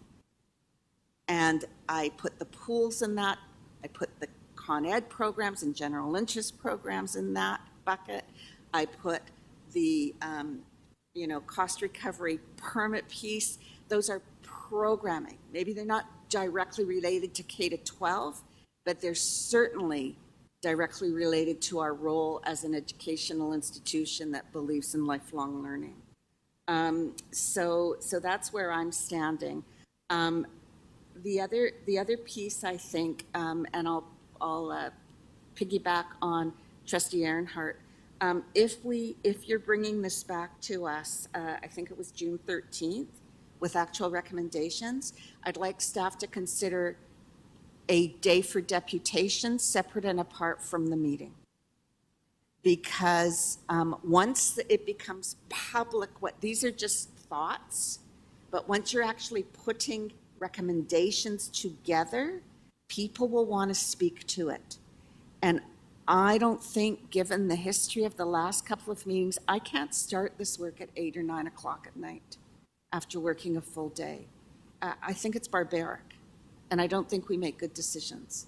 So I'd like the chair and co-chair and staff to think about a separate day for additional deputations. And if there's only 10, great, put them in front of the meeting. But I'm betting there'll be more than that once they actually see the outline of what staff is proposing. So I'm really asking for that consideration. Thank you very much. My time is up. Thank you, Trustee Laskin. Trustee Debbie King.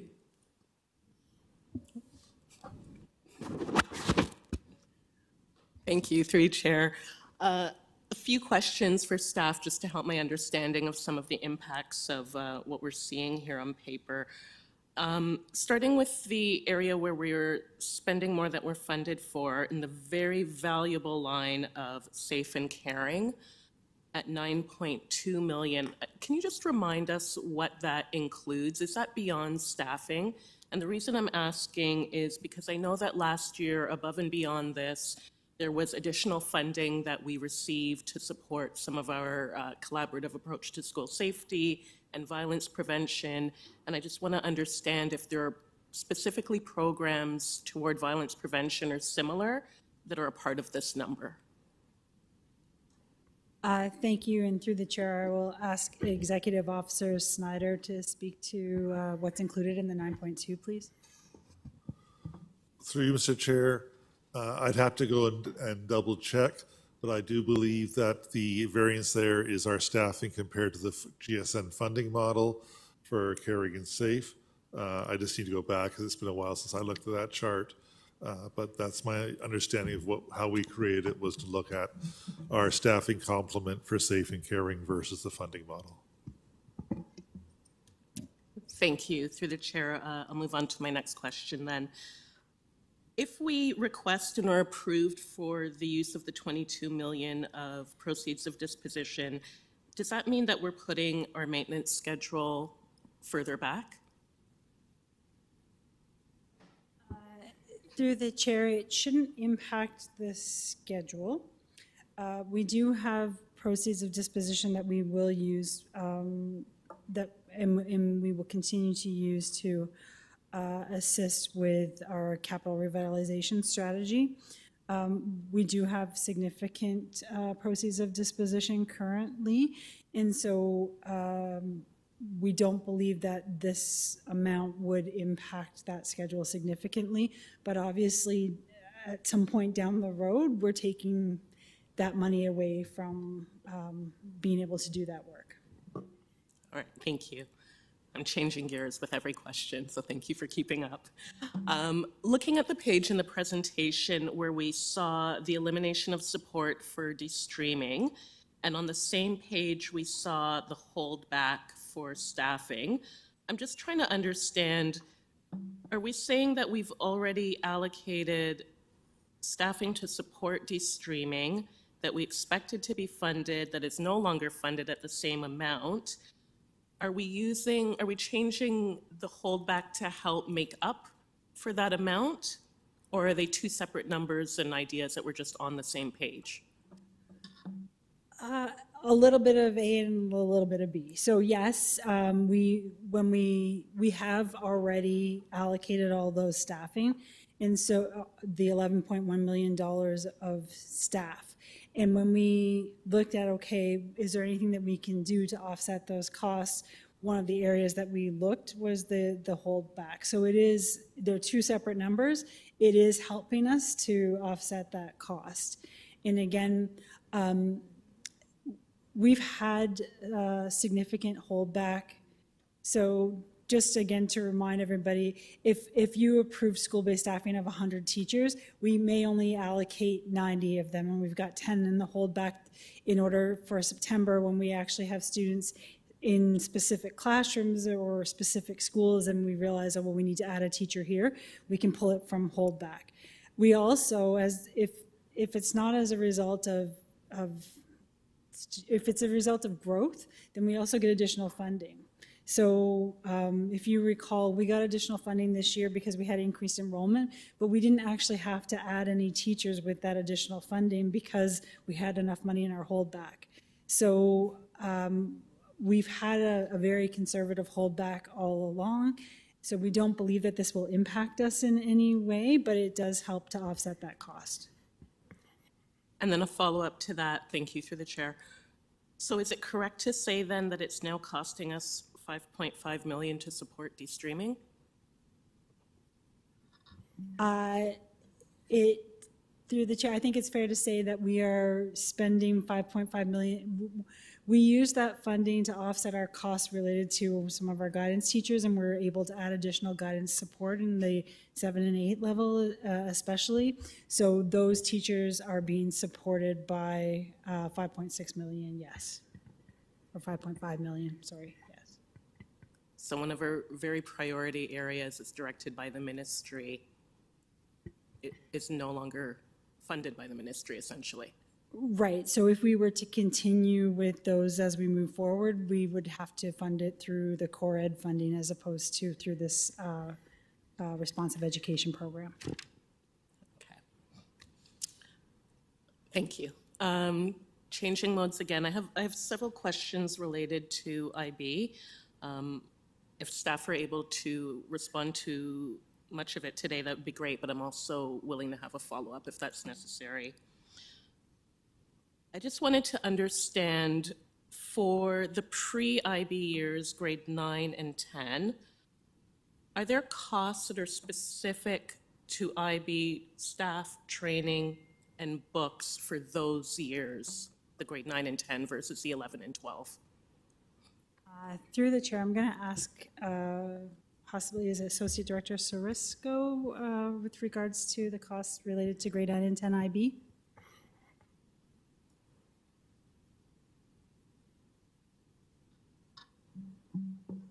Thank you. And through you, I think I'm going to actually ask Craig Snyder to provide that data for us.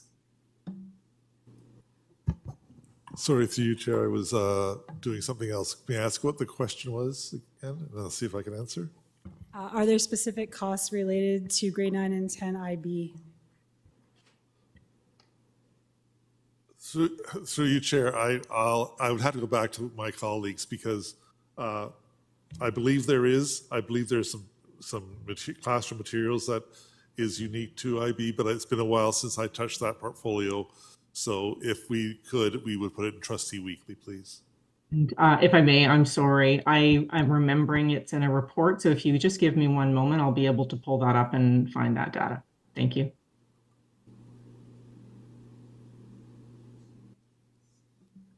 Thank you. I'm not sure if I should move on because there'll be similar line of questions.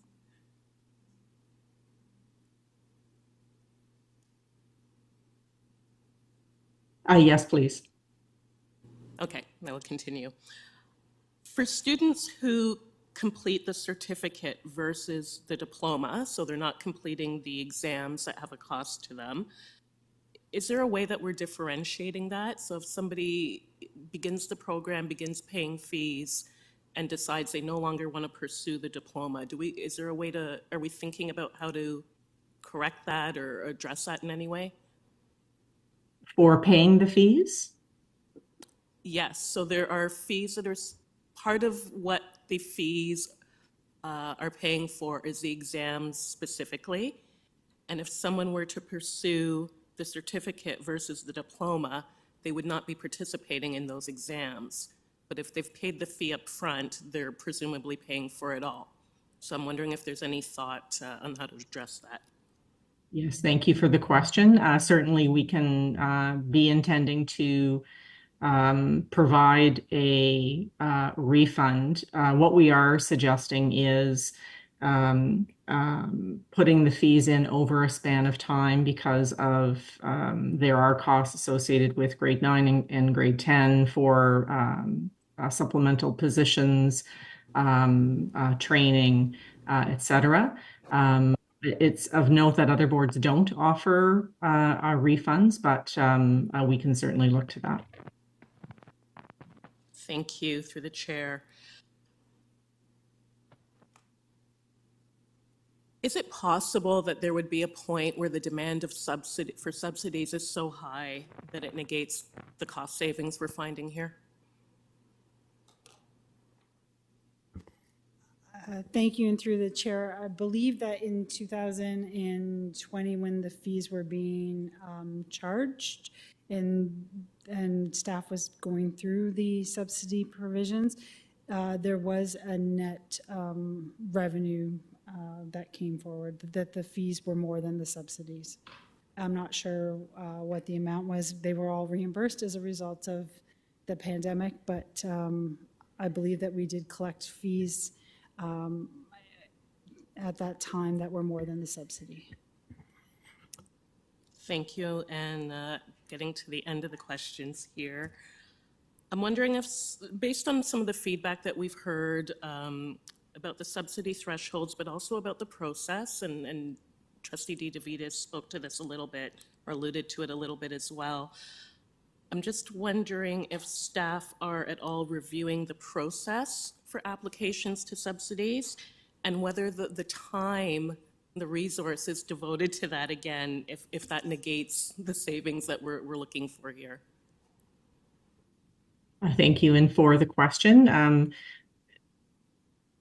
I believe you are correct, Trustee King, that we anticipate that there will be some additional labor. We think that we will be able to streamline that and make it manageable so that it is not affecting the intention to make this having a positive contribution to the deficit for the board. When I have found the past report that came to the board regarding IB costs, and I think because it is as detailed as it is, perhaps I can send it again through Trustee Weekly for you. Thank you. And then last question here, I'm asking these questions because obviously this is an area of concern for my community, and it's got a lot of history to it, as you know, and specifically a lot of concerns with equity to access. I think we have many more questions, and I'm not going to waste the time on the floor or spend the time on the floor here with them. Is there a willingness of staff to have a very specific conversation about this program, the fees, the subsidy structure, and getting more understanding of the impacts from community? Yes, of course, always. Thank you. I look forward to following up on that. Perfect timing. I'm all done. Thank you, Trustee Debbie King. Trustee Chenoslin. Trustee Chenoslin. Thank you. I thought you said Trustee King. So I just wanted to, I know you've been asking sort of where trustees are. I would be in support of moving the weekend trips to weekdays for Kearney. I really like the idea of moving, of looking at the Chromebooks and the one-to-one device policies operational pieces, giving that over to staff. Although I would say wholeheartedly, I strongly believe in that program in general. I could see delaying it to grade 6. I actually think from some of the things we've been talking about technology, I could even rationalize that as possibly being something that might not be a bad idea for us to consider. But I certainly do believe in the long run, there comes a point where we want to ensure all of our kids have access to devices as they get old enough, so that they are using them. And I do actually believe in it as an equity issue and an equalizing issue in that sense of everybody having access to that.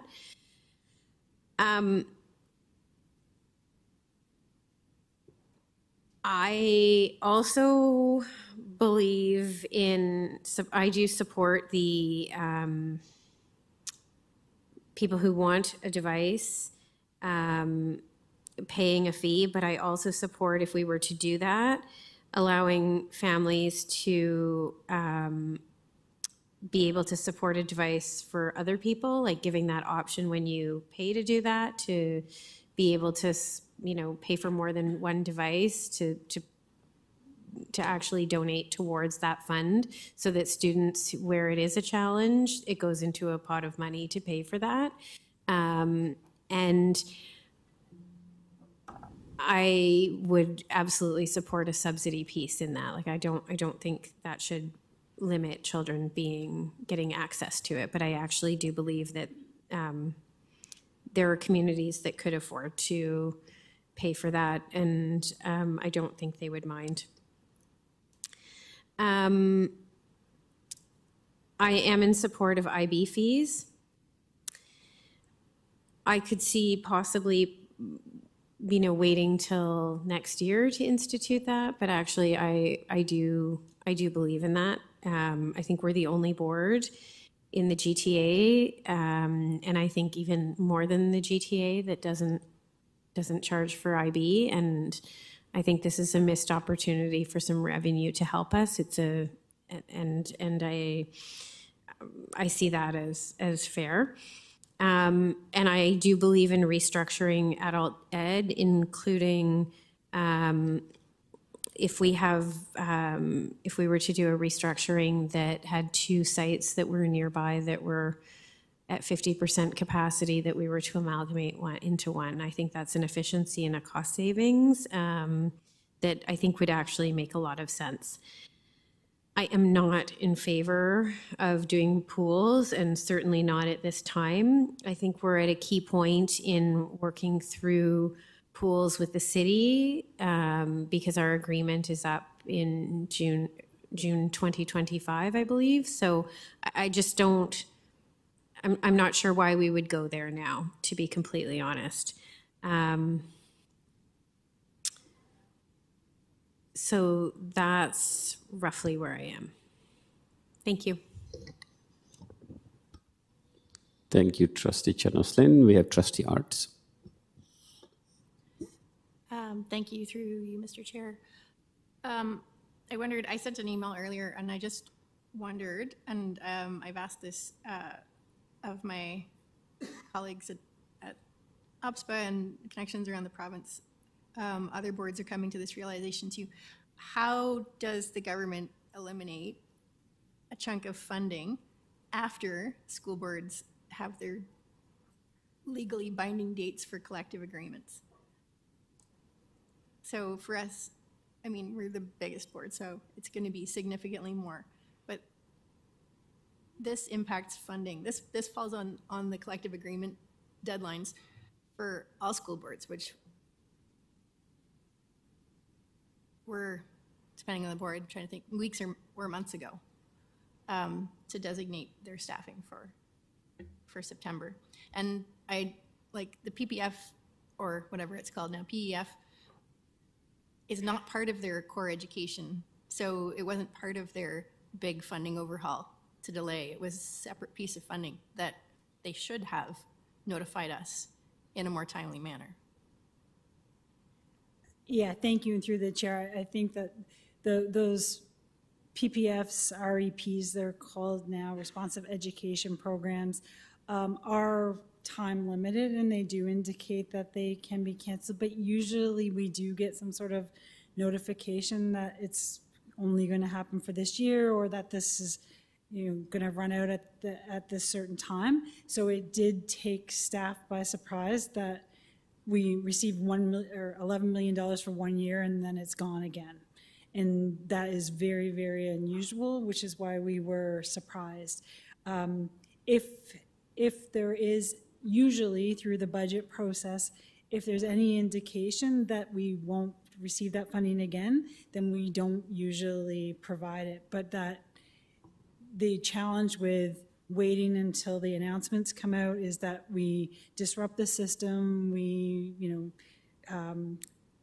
take the teachers who hold those positions and they go back to the classroom, and then all of a sudden the funding comes and we repost and they come back again, and it makes it challenging from a process perspective. So we did make the assumption and thought it was a conservative assumption that that funding would continue.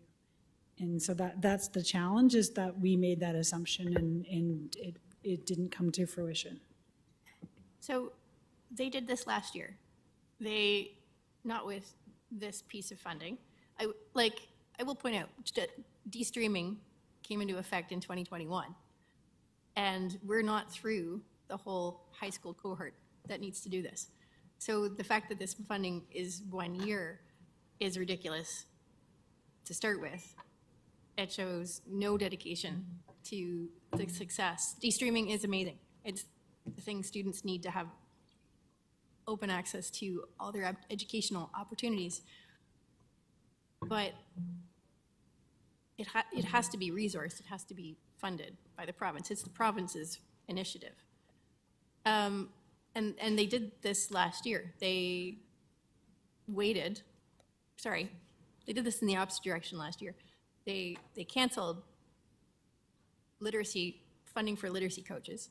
So systems had to surplus all those staff. And then a short time later, brought back essentially the same amount of money for literacy, for coaches, under a different title, meaning they were all hired back. And it shows complete disregard for operating complex systems that's supposed to benefit students. Sorry, I'm very angry right now. I haven't had a lot of sleep. This, okay, so I think, honestly, I think we should be pushing back on that piece. That's irresponsible of the government. And the Minister of Education is, sorry. Administrative education right now is online dissing us for repair backlogs. When we have a $4 billion repair backlog, if I remember correctly. So I'm not feeling very generous towards the Minister of Education and their irresponsible funding timelines and models at the moment. On a positive note, in feedback, you wanted feedback on the plan. I, as Trustee Laskin already said, and I've let staff know, a lot of the things that were proposed for options to balance, I actually see as operational. I expect that if things could be rejigged to do them better and work within, within a cost neutral basis, then staff should go ahead and do that. I do see the proposal to eliminate Learn for Life, some of the continuing education programs as a policy decision that would fall to the board, and I don't support that, that move. And unlike Trustee McLean, I don't have any new ideas for you today.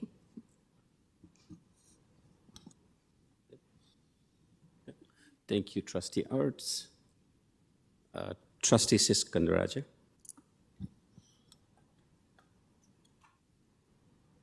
Thank you, everyone.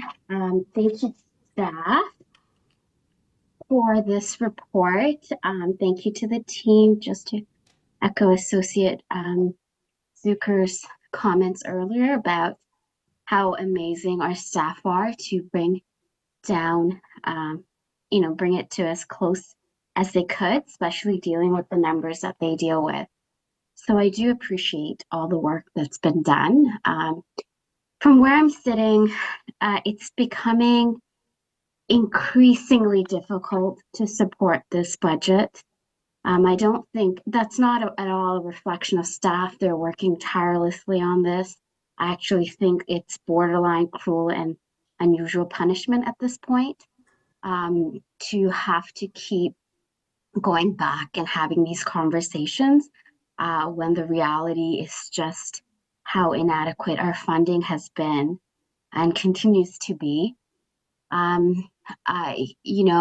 We had months of conversations about what we didn't want. We voted on those decisions, and now those decisions are again in front of us, almost like nothing happened, with added cuts to be made. Again, not a comment on staff. I know they're doing the best and putting their best thinking forward. This is just the reality. Just to echo all my trustees before me, Michelle, Trustee Arts made an excellent point about things like de-streaming and sort of clawing back those funds prematurely and the impacts they're going to have. So I find it really difficult. I don't know how we're going to rectify this. We might be able to, make a change here or there, but on a whole, I'm finding it really difficult. Some of my major concerns is the permit fees. Our permit fees are already astronomical for our community members. I hear it all the time, and I think it decimates some of our programs that we do run through those permits. And it really goes against our commitment to community use of schools, a move to, having our schools as community hubs.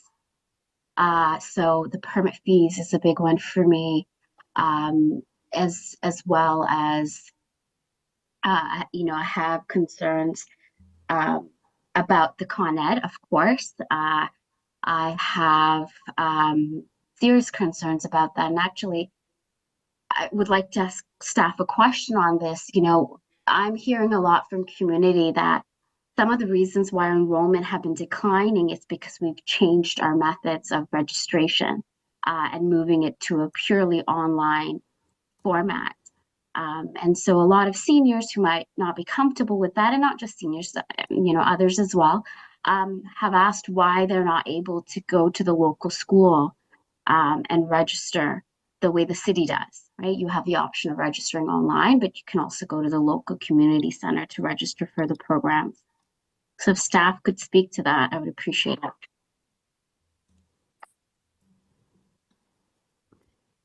Thank you. I will turn to Associate Director Sarisco.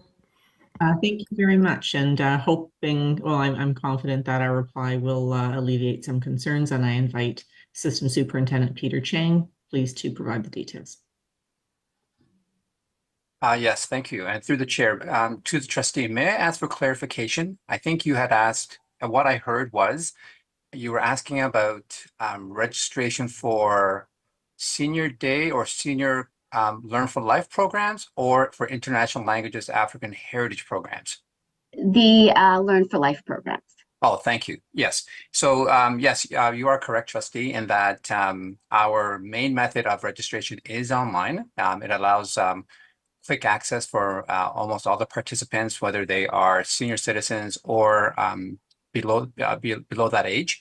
But we have always provided in-person support if the person is able to go to John Palani, because that is now the location of our office, and we can absolutely support the interested person to come and register in person, on paper, to do that. So there definitely are ways in which we can support anybody interested who may not be able to register online.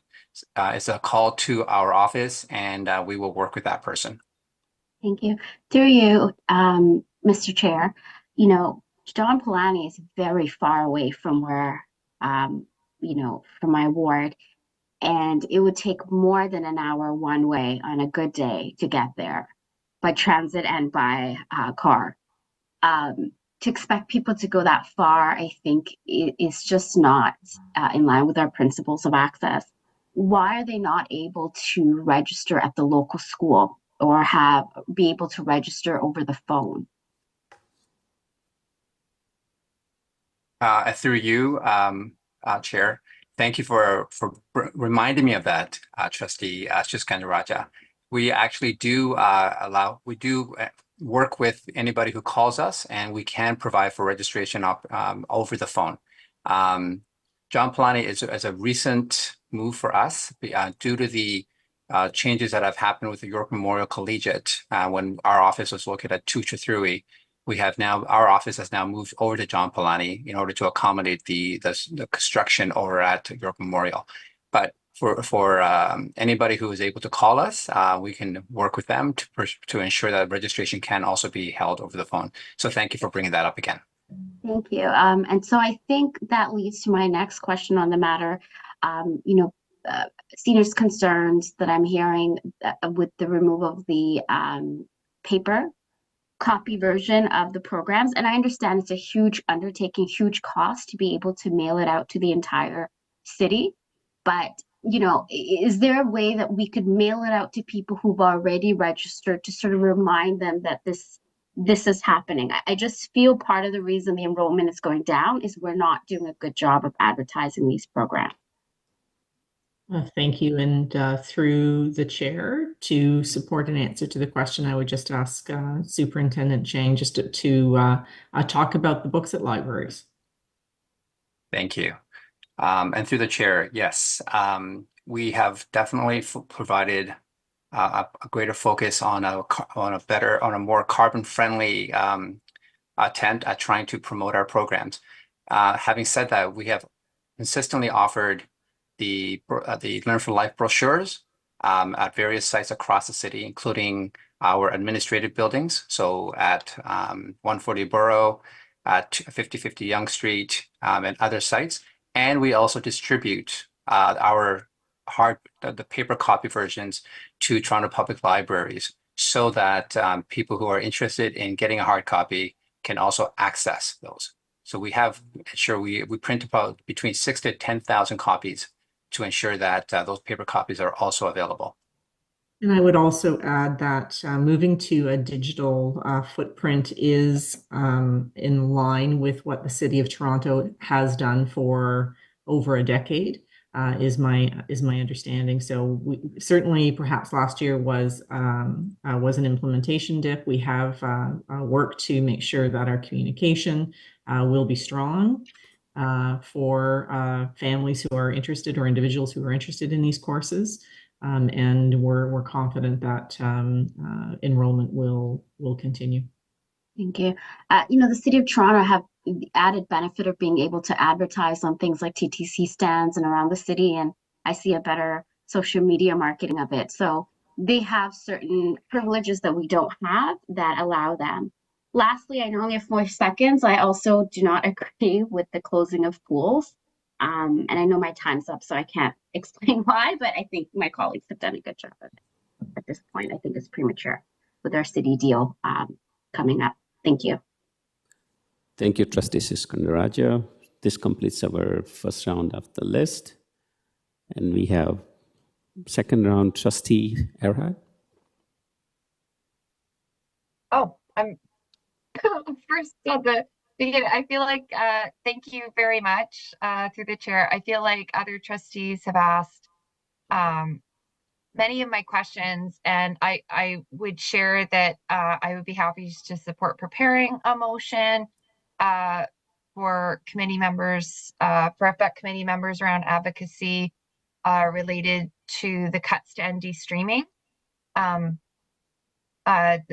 funding, to do an advocacy motion to the Ministry of Education around their funding cuts that support our efforts to end de-streaming. Sorry. So I wanted to make mention of that. And then really I wanted to check in around the process from here to see what other opportunities trustees would have to contemplate the options to balance, if there would be other options prior to the June 13th meeting that are being contemplated, any other special meeting. And I would fully agree with what Trustee Laskin has proposed around a day for delegations. And in particular, I note that because this was so close that the report was put out so close to the time of the meeting, I don't believe community members, including the Community Use of Schools Community Advisory Committee, were aware of whether or not they would appear on this agenda, or if there would be opportunities separate to that from permit holders of TDSB schools to delegate related to discussions that are taking place that would impact them. And so I did make a comment previously around impacts to staff and those working at the TDSB who are hearing this conversation. I do also want to make an acknowledgement of our non-for-profit sectors and for-profit sectors that are making use of TDSB schools, who may be very concerned around the impacts of fee increases and when they may take place. And so the ability to provide more information and also an opportunity to delegate prior to decisions would be very important. Thank you very much.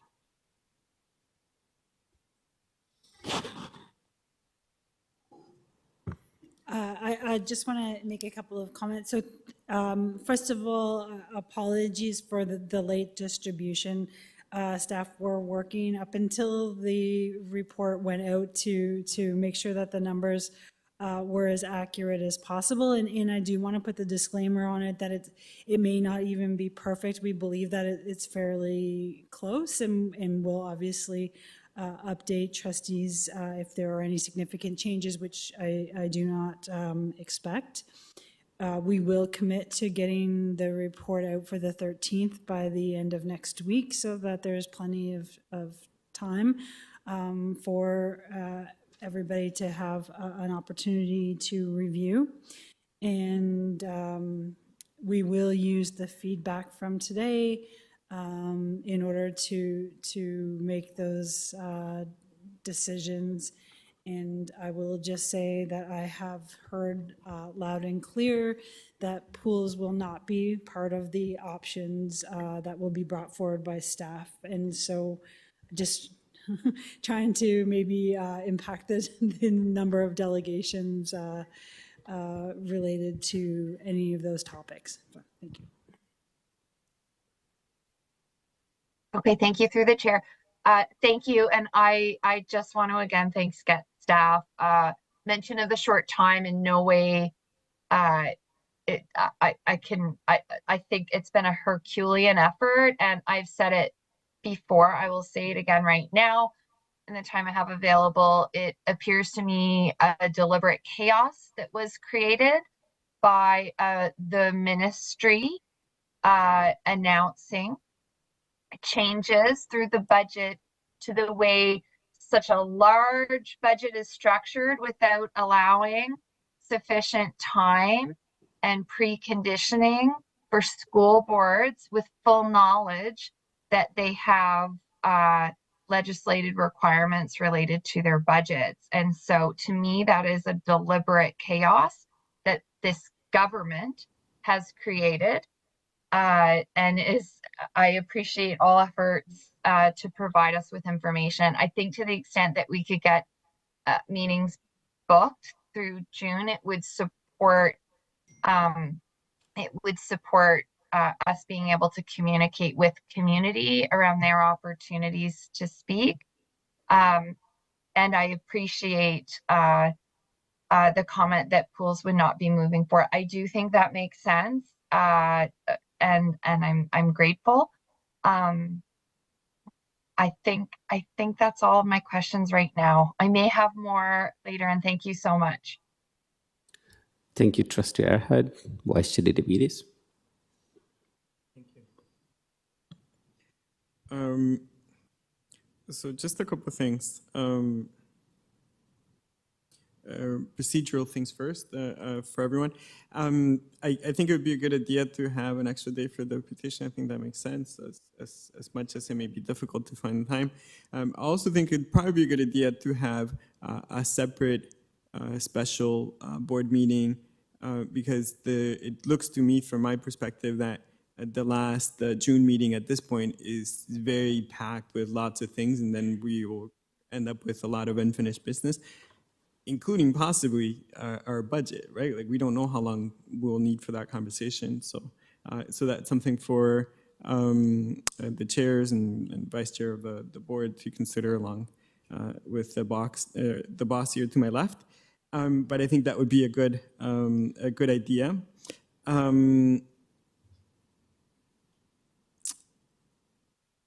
We were here until midnight yesterday, some of us. I'm a little tired. The other thing I'm going to ask my colleagues here to consider is I see one motion at this point. Staff had asked for that motion.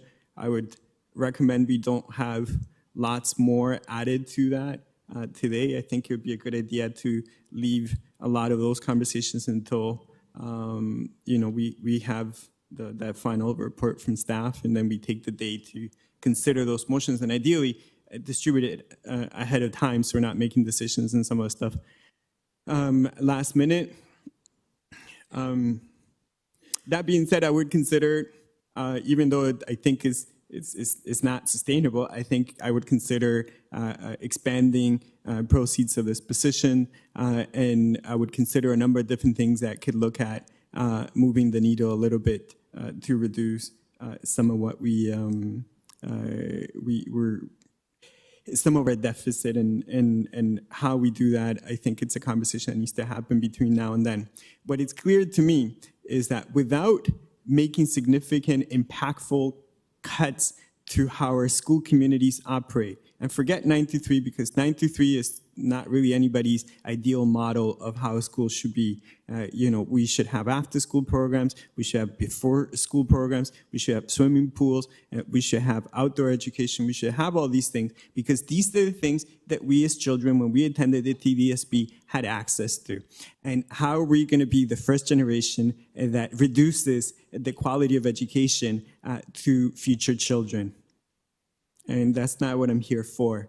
And I'm sorry to the Minister of Education and to see the tweets he's putting out online. We do not have $500 million sitting around unused. It's preposterous to say that we have money lying around unused when we don't have enough money to fix the things that are broken in our schools, when we don't have enough money to do all the things that we need to. And it's a shame that we're having this conversation. We're not having a conversation about how to improve what happens in our classrooms instead, and that we're spending all this time discussing less than 1% of our budget because we can't be made square. I did have one last question, and the question is for the Associate Director. I don't know if you have the number ready, but we don't need a lot of money to square our numbers. What would be the number per student to be able to balance our books at this point? Thank you, and through the chair, if we were to use even just $22 million in proceeds of disposition, we're looking at about a $13 million deficit with 237,000 students. We're looking at about $55 per student. So the Ministry of Education is going out and having a fairly public fight with us about not being able to balance our books over $55 per student. And that seems a complete waste of everybody's time.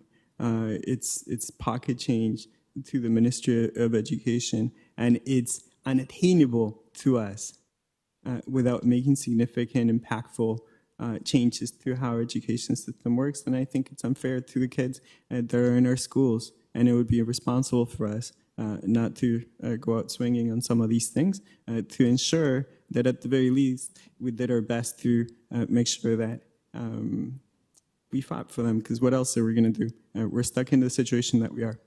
With that, I want to thank all my colleagues. It's been a really long and difficult year again at this committee.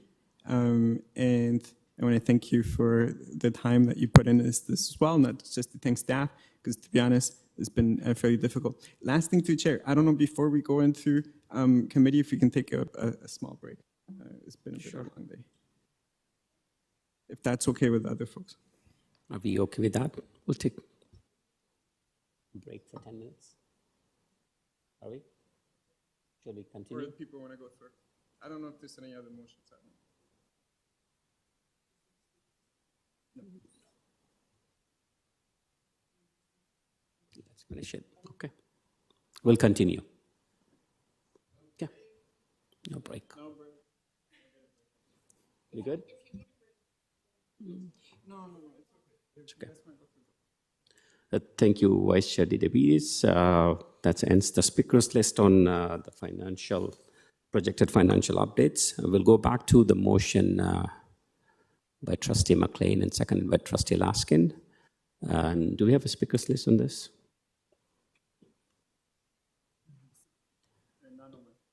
Trustee McLean, you wish to speak? I'm in favor. Good. As a seconder, Trustee Laskin? Good. We have Anu? Okay. Go ahead, Trustee Raja. Thank you. Through you, Mr. Chair. I just have some concerns. So, I'm not on the committee. I can't vote on the motion. So I hope this will inform some of the decisions the committee members make. But I do have concerns about number 2, downloading the cost of transportation to individual schools. I worry that school budgets are already stretched. We're asking them to do more and more with less and less. And so I worry that some schools, the barrier will be so big that they might just opt not to go on the trip.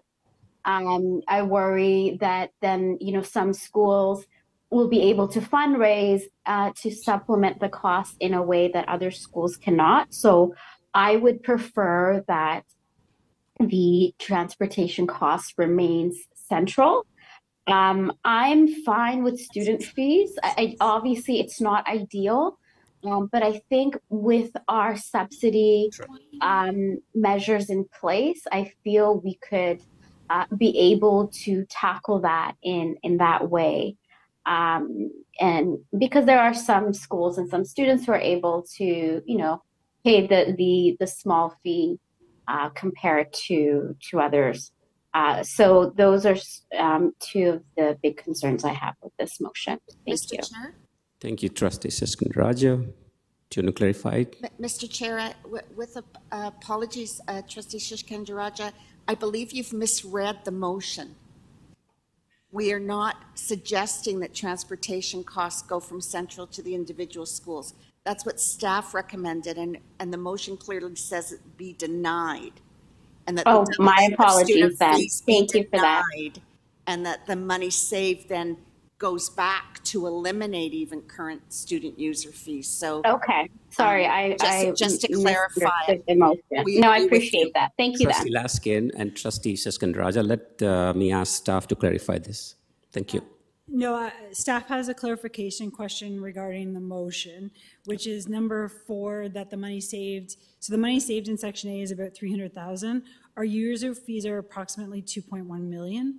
So is it just to offset the costs by the 300,000, and we're still going to have user fees, but they're going to be reduced? Because this says eliminate, and I don't think that's the intention. Okay, sorry, when the staff recommendation came out, we talked about doubling the user fees, right? What staff had suggested was all of the doubling, and that was going to generate $300,000.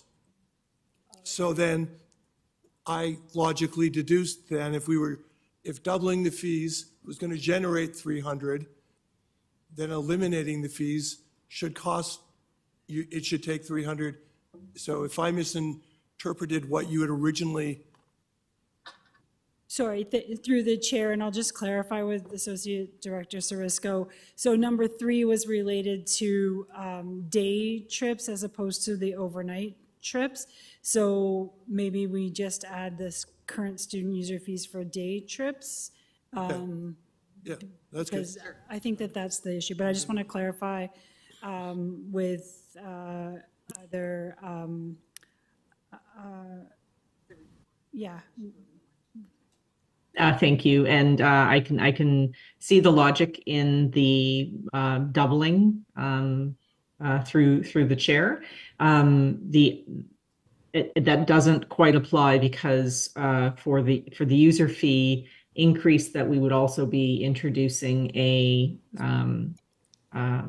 consideration of the LOI of the school. So if I am understand the intention of Trustee McLean, it may just be to clarify that the money saved in Section A be used to offset. Sure. Good. Thank you. Thank you, Associate Director. Vice Chair DDBD, so we'll go. Trustee Siskindraja, do you have any follow-ups? Yeah, I just wanted, now that I have a better understanding of the motion, I'm okay with the student fees, with if I'm understanding correctly, with the subsidies and considering LOI. If we could take that money that's generated and be able to offset other costs, then I would be okay with that. Thank you. Thank you, Trustee Siskindraja. Trustee Arts. Through you, Mr. Chair. So there was a lot of back and forth about extra dates and things like that. Are we deciding this now? And what, I just need to wrap my head around what the numbers mean for this piece. Like, but some of these pieces, no savings. Yeah, I know, but we've gone, no savings, but we've gone back and forth a bit of time. I'm not talking about the numbers in this package. I'm talking about the bottom line numbers, because we had sort of put this, we hadn't quite made a decision on this, but these things were proposed as cost savings overall towards the whole deficit piece. And clearly, the money saved from eliminating the weekend programs at Kearney is now going to be used to offset something else. So in 2 and 3, the costs would still be there. We're saving a little bit, but we're offsetting. So we're not saving any money through this model. And I don't have a problem with the model, really. I just want to understand what that means to the overall balancing of the budget. Thank you, Trustee Arts. Staff? Through the chair, I believe that the trustee's analysis is correct. This would be now cost savings neutral. There would be no savings. And thank you, and through the chair. So that $1 million that's identified as part of the 6.4 that was previously identified would be gone as an option as a result of this. Okay, so this whole thing is, sorry, I thought the Kearney piece, no, that was only 300,000. Okay, so this whole thing would be $1 million that we have to find somewhere else. Yes. Okay, thank you. Thank you, Trustee Arts. Trustee Laskin? No? Okay, thank you. Can I pass on the chair? Go ahead, please. Thank you, Chair. To you, Mr. Chair. I mean, as much as I respect this motion, but I'm going to vote against the motion, and there are reasons behind this motion, right? First of all, there was a very great suggestion by Trustee Lee, and I believe that we are coming back on the suggestion presented by Trustee Lee. So I'll give that a chance. Number two, I feel that we are rushing into this motion because lots of questions are getting raised, and probably staff also needs some time to reflect on this motion, because what I'm hearing right now, even staff is not clear.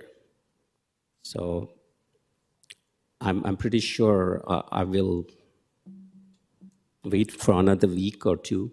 If we can find another $1 million, I think we came across too far to balance this budget, and I am pretty sure we'll find that $1 million we are looking for. On another note, I think we are still exploring the PODs. We talked about $22 million in benefits and everything, but we can also ask for the capital projects, 8.7 million for PODs. So I think we have some flexibility in here, and I think I can wait, so I'm going to vote against the motion. Thank you, Chair. I'll seat the chair back. Thank you. Trustee Laskin? Thank you very much. So just so I'm clear, since I'm seconding the motion, the rationale for this motion here now is to remove it from the list as a cost savings. Yeah, I want to do what I think in general, we should be constantly looking for savings that we can reinvest in our system. Right. Staff explored this, found the savings in Kearney. That represents a savings. 2, I believe, is just a lateral movement, taking from Peter to pay Paul. 3 would generate money, doubling the user day fees would create money. I just don't think it's good. I think it's a bad idea. So this is suggesting that we don't do that, and that we use the money that we save from A to further subsidize the current day user fees, and with a factored in LOI approach. So however that works out, that we are doing everything we can to make outdoor education a viable option for every single student in our board. Right. Nobody should have to say no because of the user fees. Everyone should get a great experience, and this isn't a place to try to save money, in my estimation. So to be clear, it's not adding to the budget. It's not adding to the deficit. No, Because sorry, if I was vague, it's designed to be revenue neutral. Correct. That which is Correct. 2 and 3 don't do anything. What is saved in 1 is utilized in 4. Correct. So I just want to ask staff if they are clear with the intent of this motion, because I was hearing that it was going to cost $1 million. That's not what the intent is. So I want to ensure that staff are clear. Thank you. And our interpretation is exactly as Trustee McLean outlined. Thank you. Thank you, staff. Thank you, Trustee Laskin. And I think we do not have any more on speakers list. Can we open the vote? Thank you.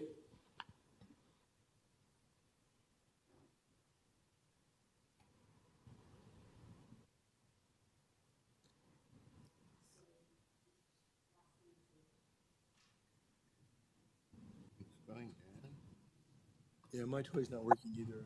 Stan against. The VT is against. Trustee Patel against.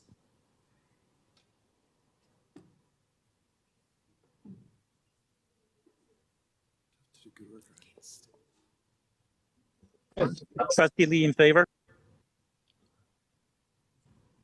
Trustee Lee. Mr. Chair, Trustee Arts. Who was that?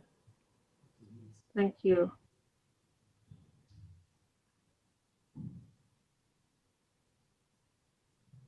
So it's. That's carried.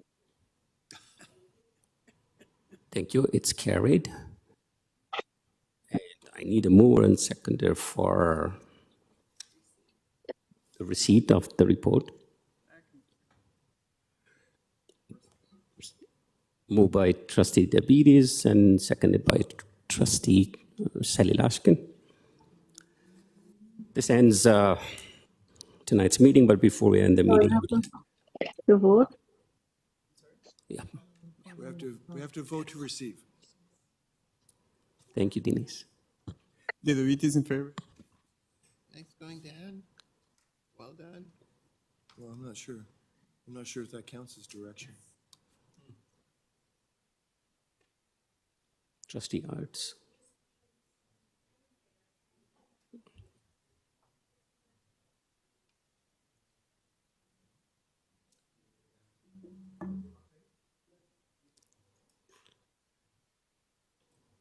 Trustee Shan, Trustee Hassan, Trustee Shan, Trustee Hassan. Trustee Lee. Trustee Lee. Lee in favor. Trustee Shan.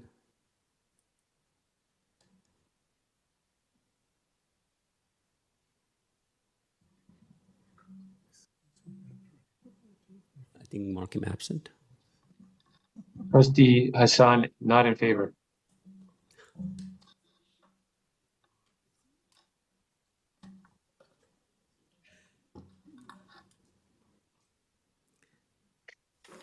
All right, before we adjourn, I would like to thank Associate Director Stacy Zucker, Luis Cerisco, Executive Officers Craig Snyder, and Stacy. Before I forget anybody's name, I would like to congratulate your team and thank your team and for the tremendous work they're doing. We appreciate the work you do and you are doing, and I'm hoping that you'll continue to do until the budget is passed. So on behalf of the Finance, Budget, and Enrollment Committee, I would like to have my sincere thanks to all of you guys. Thank you. And we need somebody to adjourn. We have Trustee Laskin and Trustee McLean. Thank you, everyone, and thank you for joining tonight. Have a great evening.